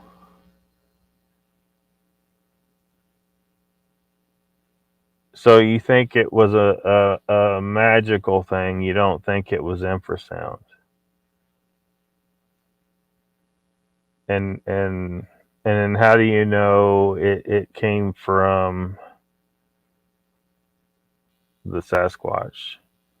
Because I thought you said it was infrasound. Paramedic says 2 shows ago on Lost Cryptids, the guest recorded infrasound and showed it in a spectrograph. Looked like the real deal. But can they prove the infrasound came from a Sasquatch and not a mountain lion? Tim Boy says it could have been adrenaline or natural EMF. A really old mountain man, fisherman, and geezer, says Papa. They smart enough to know to avoid us bipeds. They avoid us when we get things in our hands pointed in their direction, says Donald. Reaching Cold Mountain, welcome, says the Industrial Revolution with the vibrations of engines, etc., drove them to ground and to avoid us. Chessboard says, Papa Craig, do you know if the Mountain Man 10 that was on History Channel is still alive? I got rid of TV a few years ago, thanks. Mr. Lee says, Donald Sasquatch must know the gun. Uncle Bone says, Papa Craig, I heard screams near our house several times. Then we seen one across the road, 9+ feet. Until one sees or hears, they do not know.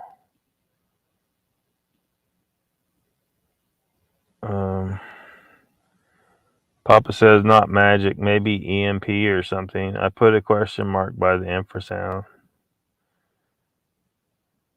Well, EMP would be a strange one, like, because we don't know of any other creature that can create an EMP aside from, unless you're going to look at something like an electric eel. But then again, that's an electric eel producing an electrical shock, right? There's no primates known to be able to do such a thing, and or humans, aside from someone dragging their feet across the carpet with socks on and getting the static charge built up. I mean, it just gets into an area that starts to get we need where's the precedent, of some other primate that can do something like that, or even a mammal at all, for that matter. And then and if you can't see, that thing coming at you, this EMP or whatever you think you might have been hit with. I mean, how do you prove what it was? Like, how do you prove it's an EMP? And then how do you prove it fired out of a Sasquatch and hit you? You know what I mean? And I mean, have you experienced infrasound from a mountain lion? And then, even if you have experienced infrasound from a mountain lion, how can you say it always feels the same from every mountain lion?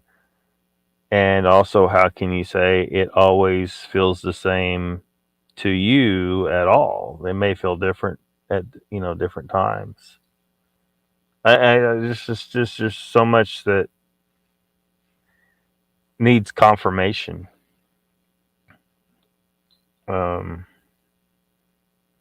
So you know what I mean? It's just a lot that needs to be proven. They definitely know what the gun is all about, says Donald. Reaching says, I grew up off grid from 5 to 18 just outside Yosemite National Park, which means some among them are killers in native language. 1 hour off pay road, never saw anything. When I go back now, it feels dead. I don't know if I saw 10 Chessman. Pyro says the guest was recording what he thought was Sasquatch talking at the time. It sounded weird, though.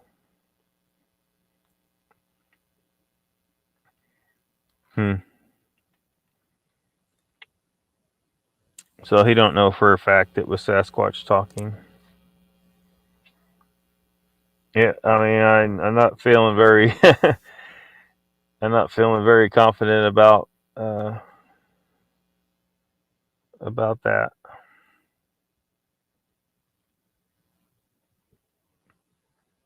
I mean, if someone says, "Well, I recorded the sound; it was Sasquatch talking in the woods." Well, were you able to see the Sasquatch and see its lips moving and be able to correlate the movements of its mouth with the noises that were being made, and detect with your ears that the sound was coming directly from that Sasquatch?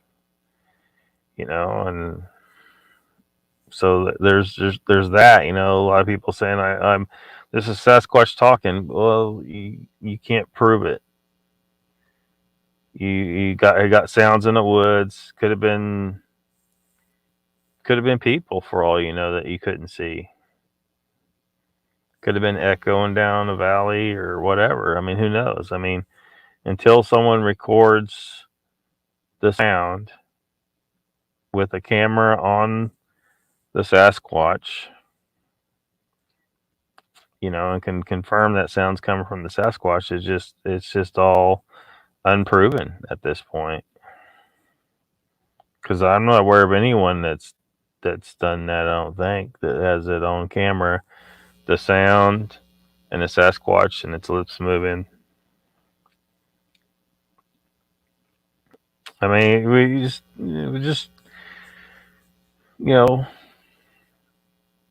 walking it back to reality. What do we actually know? There's these claims out there, and a lot of people are just running with it. And I want to slow our roll a little bit on some of this stuff. With that, Ernie was hearing scratching in his ears. Interesting watch.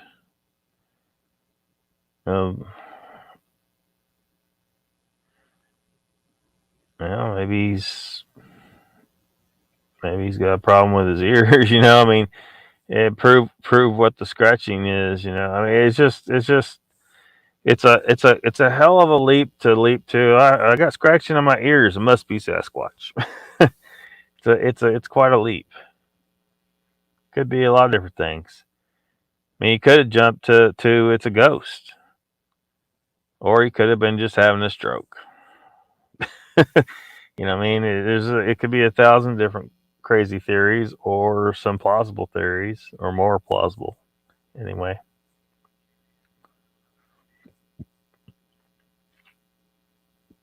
Winston, the leprechaun destroyed his laptop.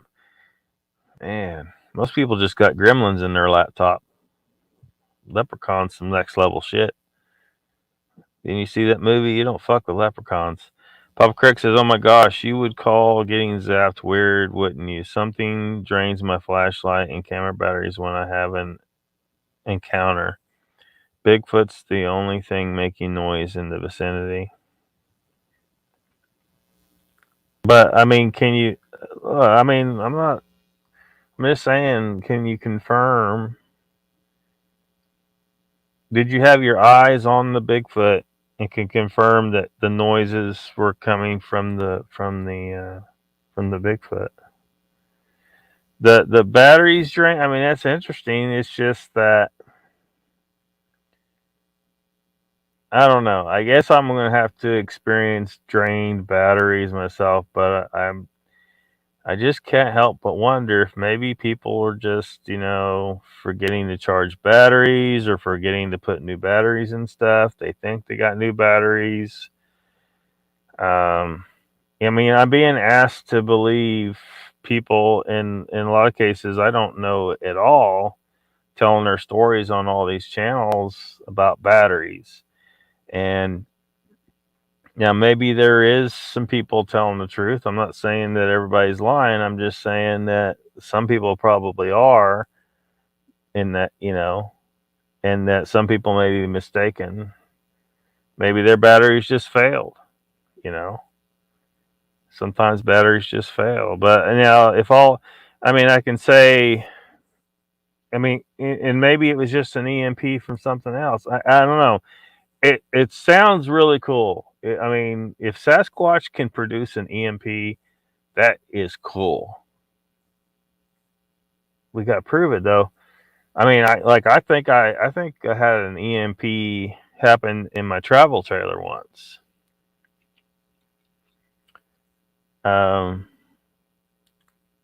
Maybe. I can't say for sure. I'm not willing to say for certain that's what happened, but I can tell you what happened though. I had 2 projectors in the trailer. They both fried at the same time. The microwave fried. It never worked again. And my cell phone fried all at the same time. My cell phone was not plugged in. It was in my pocket. However, the computer was fine. And as far as I'm aware, no other electronics in the trailer was messed up. But all those items were fried all at once, and I can't explain how that happened.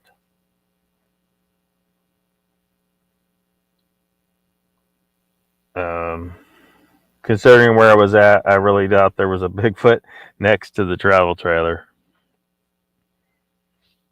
And then why would it be trying to fry my shit?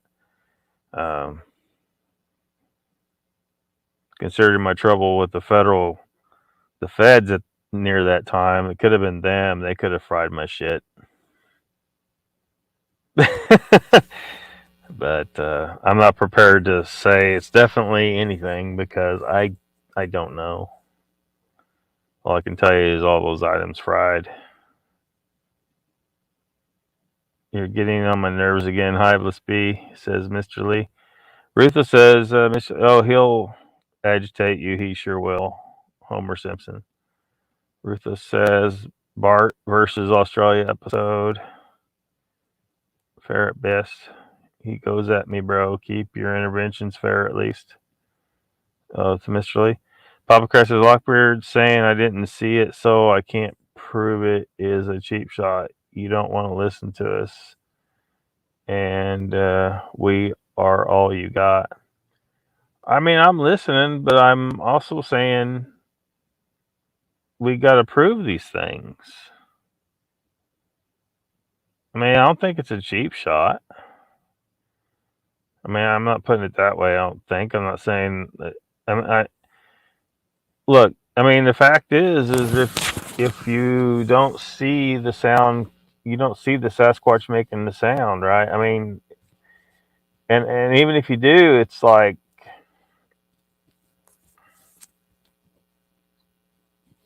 it's you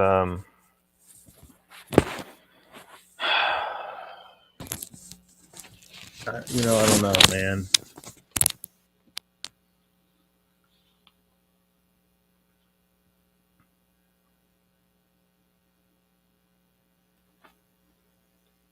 I mean, you know, it's just I hope everyone can understand out there, like, you know, we need to be able to prove stuff. I mean, we need actual proof, and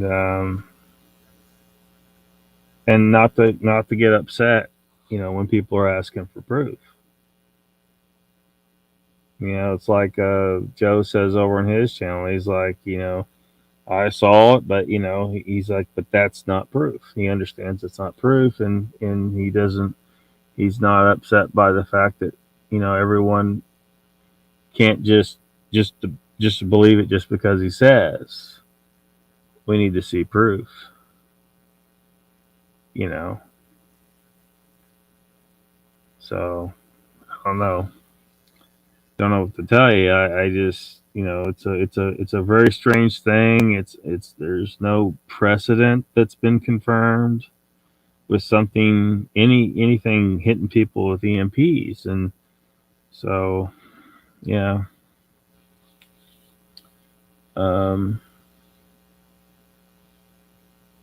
Reaching Cold Mountain says, what does happen is that energies are attracted to that area, both good and bad, because I was naive at 18 and bad tried to attract me.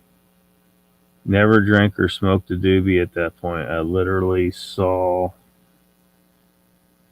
a woman glitch. She went from a 5'9" chick walking back from work at the Awatney Hotel with me to a glittering bronze cobra standing on her tail. She didn't know I saw her. She then got me into the Ouija board. When the Ouija board asked her to have its baby, I cut ties and started finding God and asked my mom when she told me about things attacking her all her life. That's a wild story.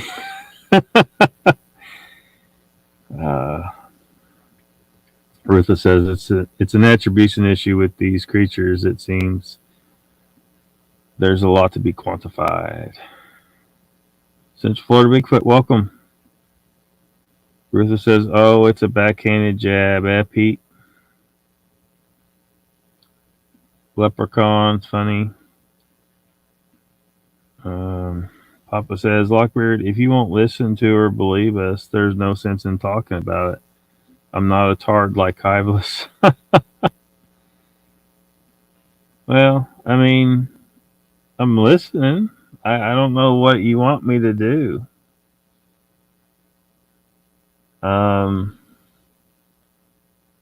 Yeah, I don't know what you expect.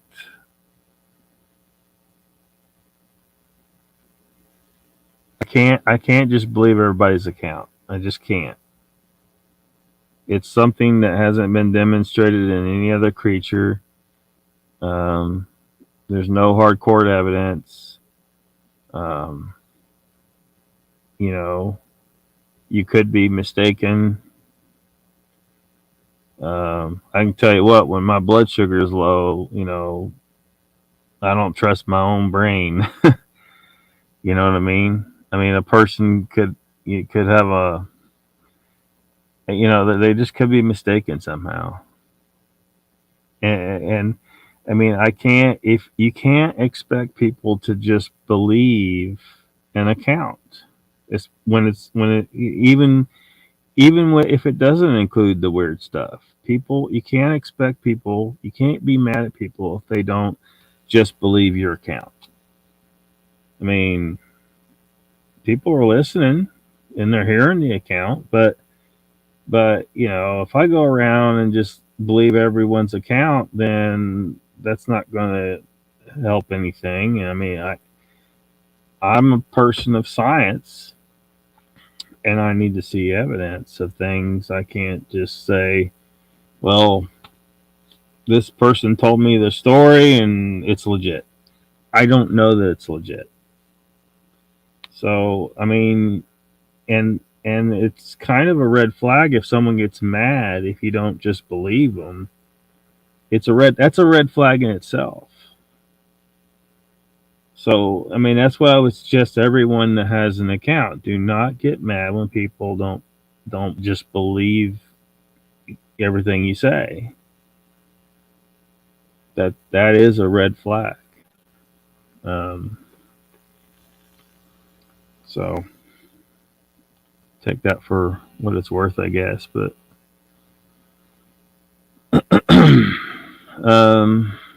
so Papa Craig says to Coleman, my friends, I've had experiences with those boars that made us pinch them away. Donald says, Lockbeard, you ever talk about the brown mountain lights? Most can be explained, but there is some that are interesting. No, I haven't. Reaching says, Ruthless, well, twice and I was done. That crap was already making a beeline for me. I looked and said, no, thank you. Ruthless says, to me, it's like people that bang on DMT experience, even before they have it, they bring a preconceived notion into the experience, hence almost same experiences. Yeah. The whole discussion about the machine elves, like if people have been talking about machine elves, well, you know, perhaps that's what's happening. Is the reason why they see machine elves is because other people said you're going to see machine elves, and then their mind constructed that in the hallucination. Now, I don't think they're just dealing with hallucinations though, but that's a whole nother subject right there.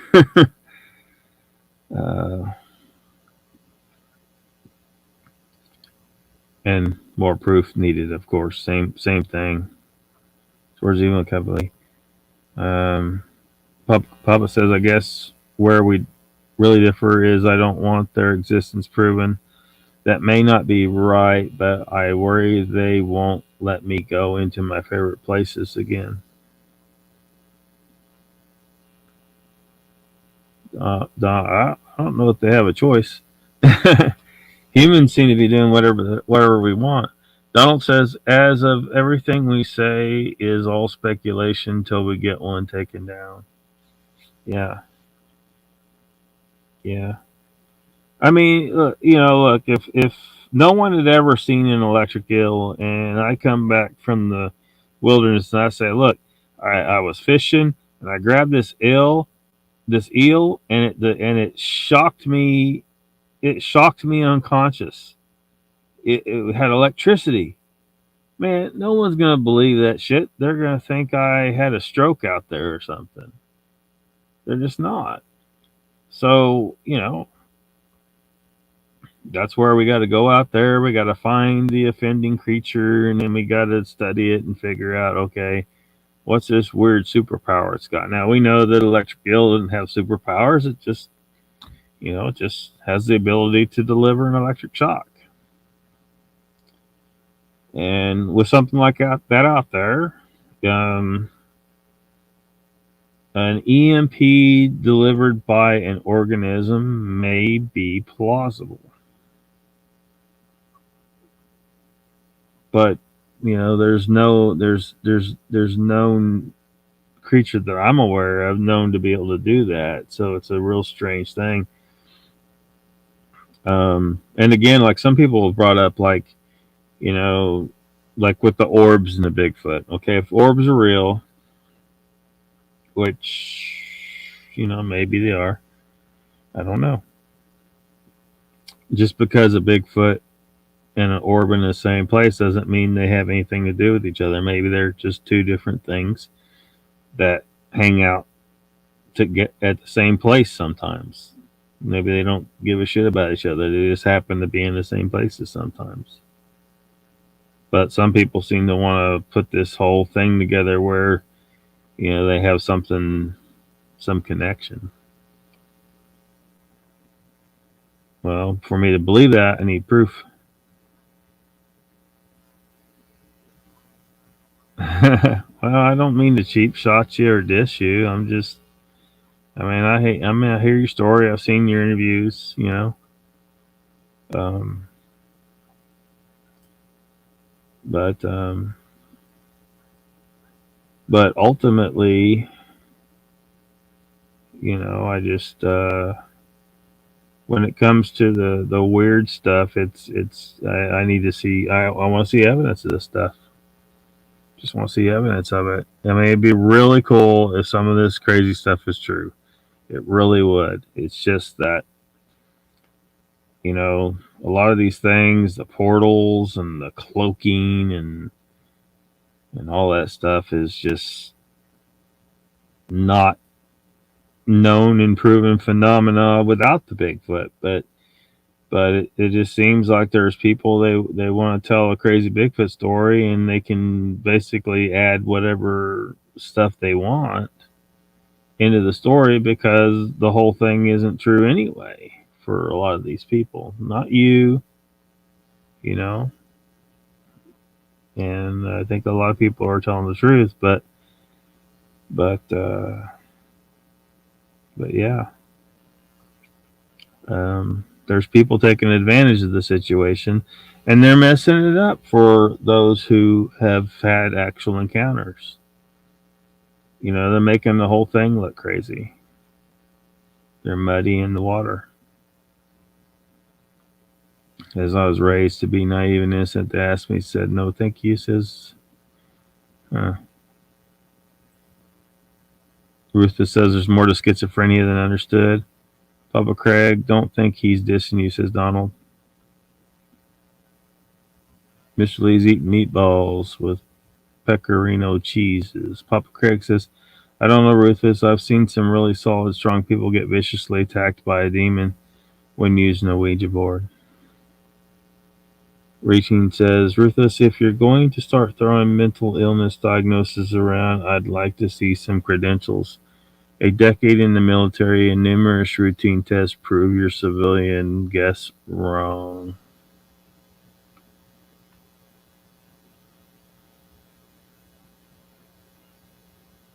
Well, you know, that story was pretty wild. I'll say that. Ruthless says humans like to fill gapped information. Yeah, that's the human brain has to do that. It was good because I've talked about that with pareidolia. You know, it's better to mistake a shadow in a bush for a person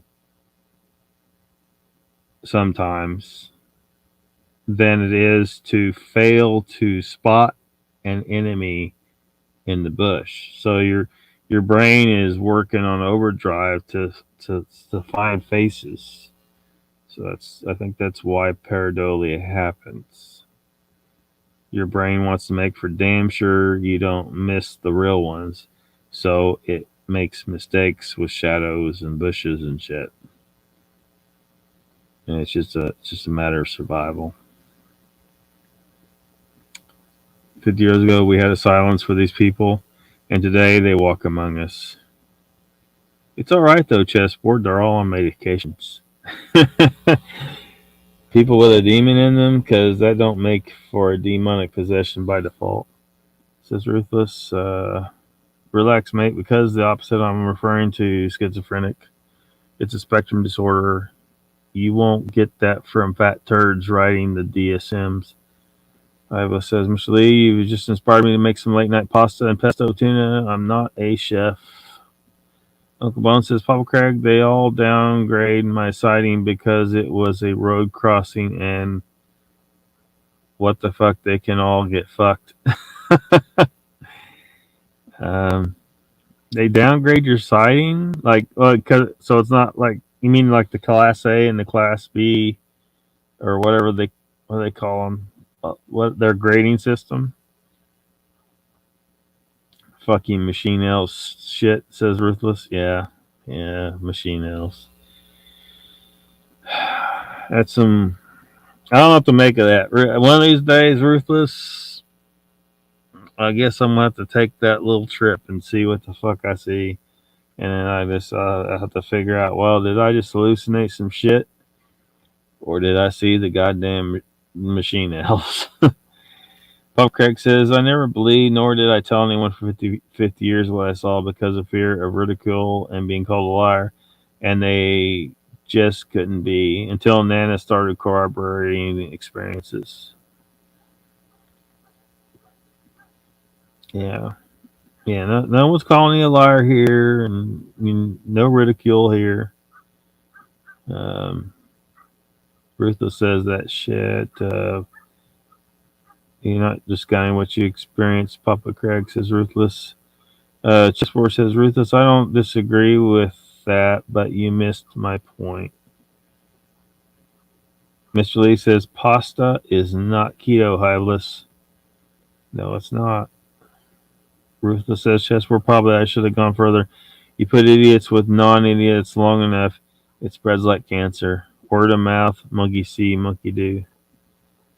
What exactly are your credentials beyond keyboard warrior? What? Papa Chris says, I'm just trying to get Lockbeard to see he may be shutting some people out. He almost did me. I thought talking to him about it would be okay, Ruthless. It is. I'm not shutting people out. I'm just saying, I put a higher priority on experiences that, that fall within the realm of normal known phenomena, that's all. Hey, it'd be cool if they were proven that they can create portals and shit. I think that there may be some room for the existence of such a phenomena in the way the universe functions, possibly.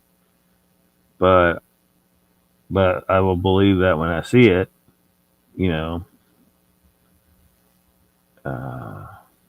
but for now, I don't believe portals are real.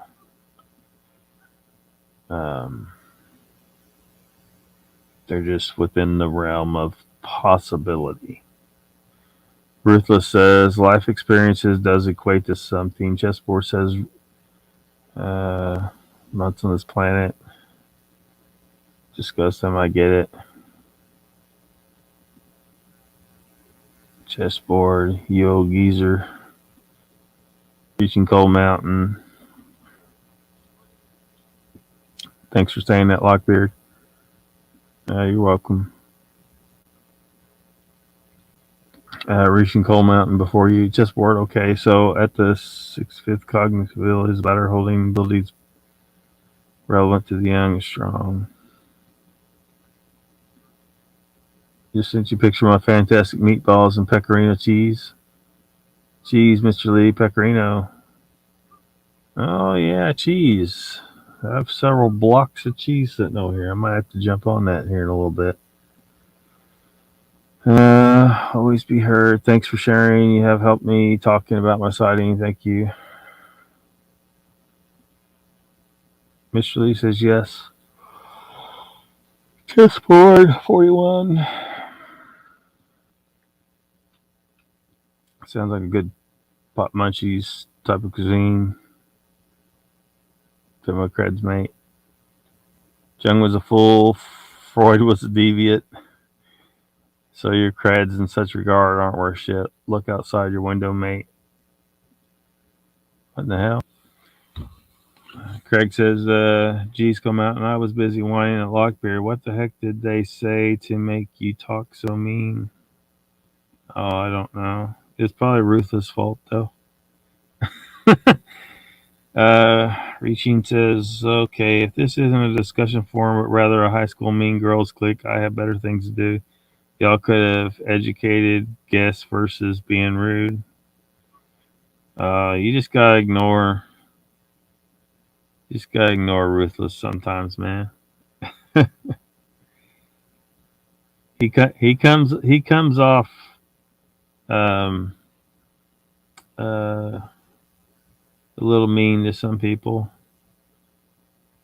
but he's just Australian. Chessboard says reaching come on. They don't know the damn thing. Like Socrates, one thing only I know, and that is that I know nothing. No meds? Yeah, no meds. It says no one ever seen a shadow and double take thinking it was something other than a shadow. Donald says, Mr. Lee, Doritos, plain sour cream.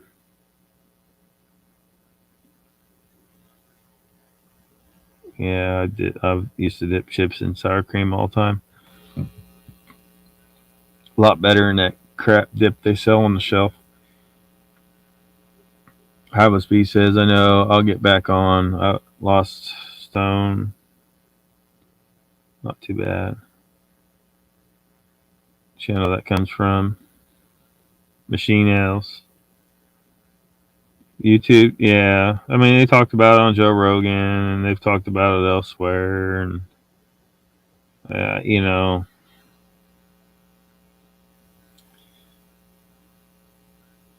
on the one hand, I know that the substances modify. Actually, where is another day? She might have gone to sleep because I was going to respond to that the other night when she was live about my interpretation of what to try and wrap our minds around what's going on with them substances. The brain's like well,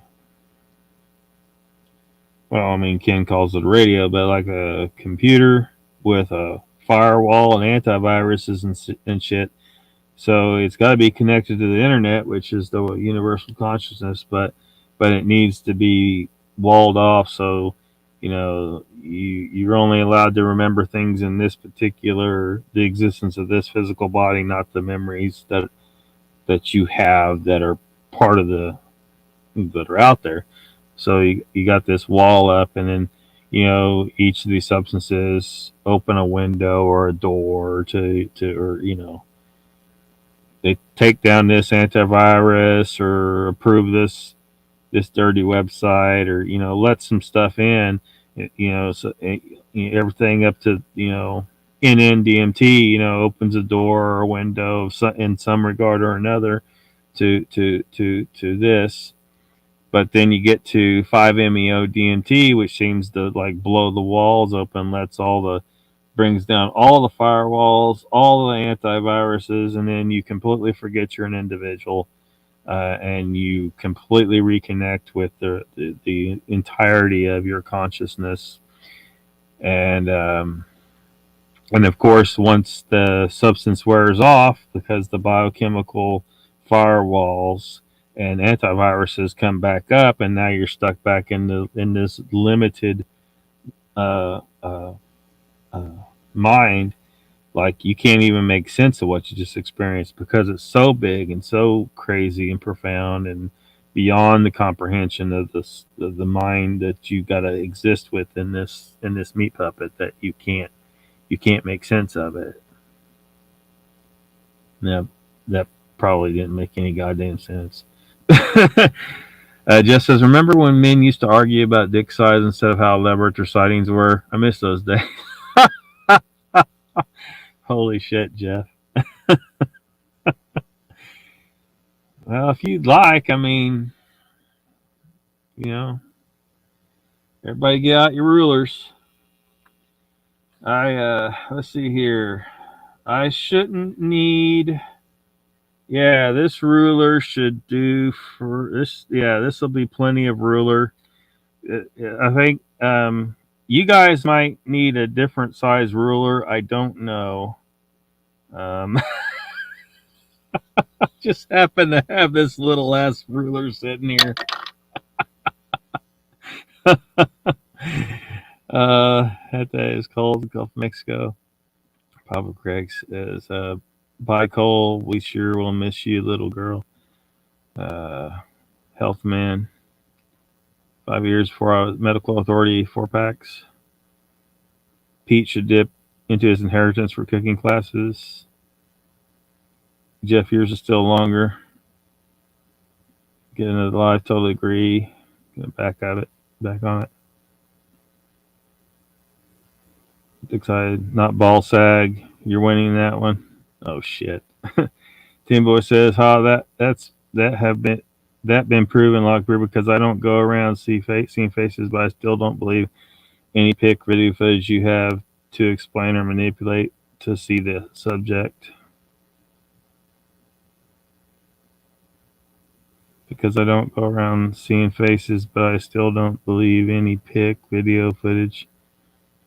Not sure I quite understand." Papa says, "I'm learning and trying, Miss Lee. Feeling better. Lost 7 pounds. Sometimes. True facts. Carbs. No carbs.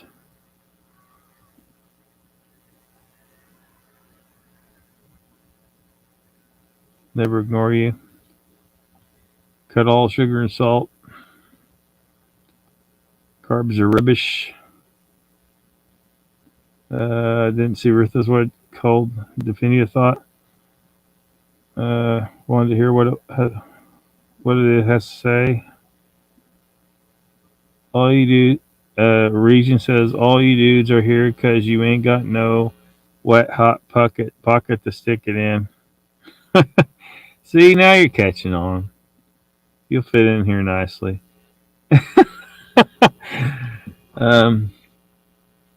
Sugar. Good food now processed. Nothing from a canner box. Small, but it's awfully cute. I haven't checked my email. Did you send an email or something? Switch to how I eat. Big meal. Yeah. Really was measuring your stuff? No. Man, it's pretty cold out here. I'm not pulling anything out. That's for damn sure. Throw off my measurement anyway. Your beard. Oh, your beard. Yeah. Oh, yeah. That email. Yeah, I got that. You better take your vitamins. No diet. Papa Crick says, "Awesome guys. I'll take all the coaching I can get." Uncle Bone says, "Doing great, Papa." Rutha says to Craig, 20 minutes elevated heart rate, brisk walk is great stuff. Yes. Yeah, I got your email. Why, you want me to pop it on screen? Where's that email at?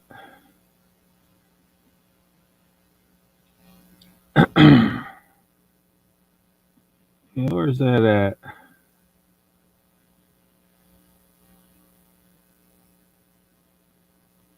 I gotta hide your information now. I can't pop it on the. I can get the picture up. Regrowing your beard. Do it. All right. All right. Let's see here. Share screen. There we go. Boom. There is no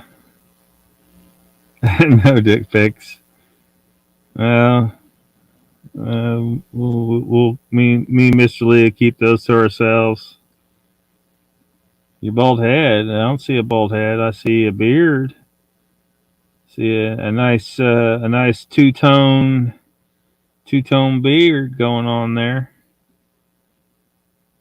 Patty Troy says, "Let's see his beard." Mr. Lee's like, "Boom." If this cold front was, yep. Hey, look, y'all, we finally got Mr. Lee's face on the screen. Have you sent this to Mogs, Mr. Lee? See, y'all put this on your avatar and go on Mogs. See, you're halfway there. You're halfway there. You're talking in chat, and your face is on the screen. So just another step. This is a man destined for stardom, says Papa. Patty says, "Looking good, Mr. Lee."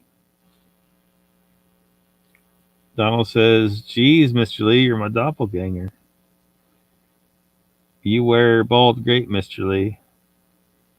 I can't see a bald head. I am imagining like a crew cut up on that head, probably. Is that right, Mr. Lee? Uncle Bone says, "Dang."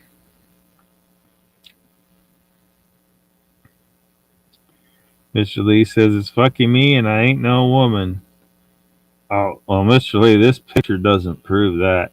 These days, I've seen women that look more manly than you do. And that's no reflection on you. That's no reflection on you. That's just, now you can go on Mogs. Yeah, your face is on the screen. So now we just gotta get the face, moving, and then you're talking in chat. So now we can get you just talking, on screen. No, why not? Why don't you go on and talk to Mogs? Mogs wants to talk to you. Timmy Boy says, if this cold front was a few weeks ago, Pat could have blamed it for losing his balls. He lost his balls? Just kidding. Well, I don't know how the fuck this happened, but we've been on for 6 hours. Or no, I'm not sorry. 4 hours. And hopefully we didn't run over on Central Florida Bigfoot. I don't think he went on tonight. I didn't see him when I checked earlier. But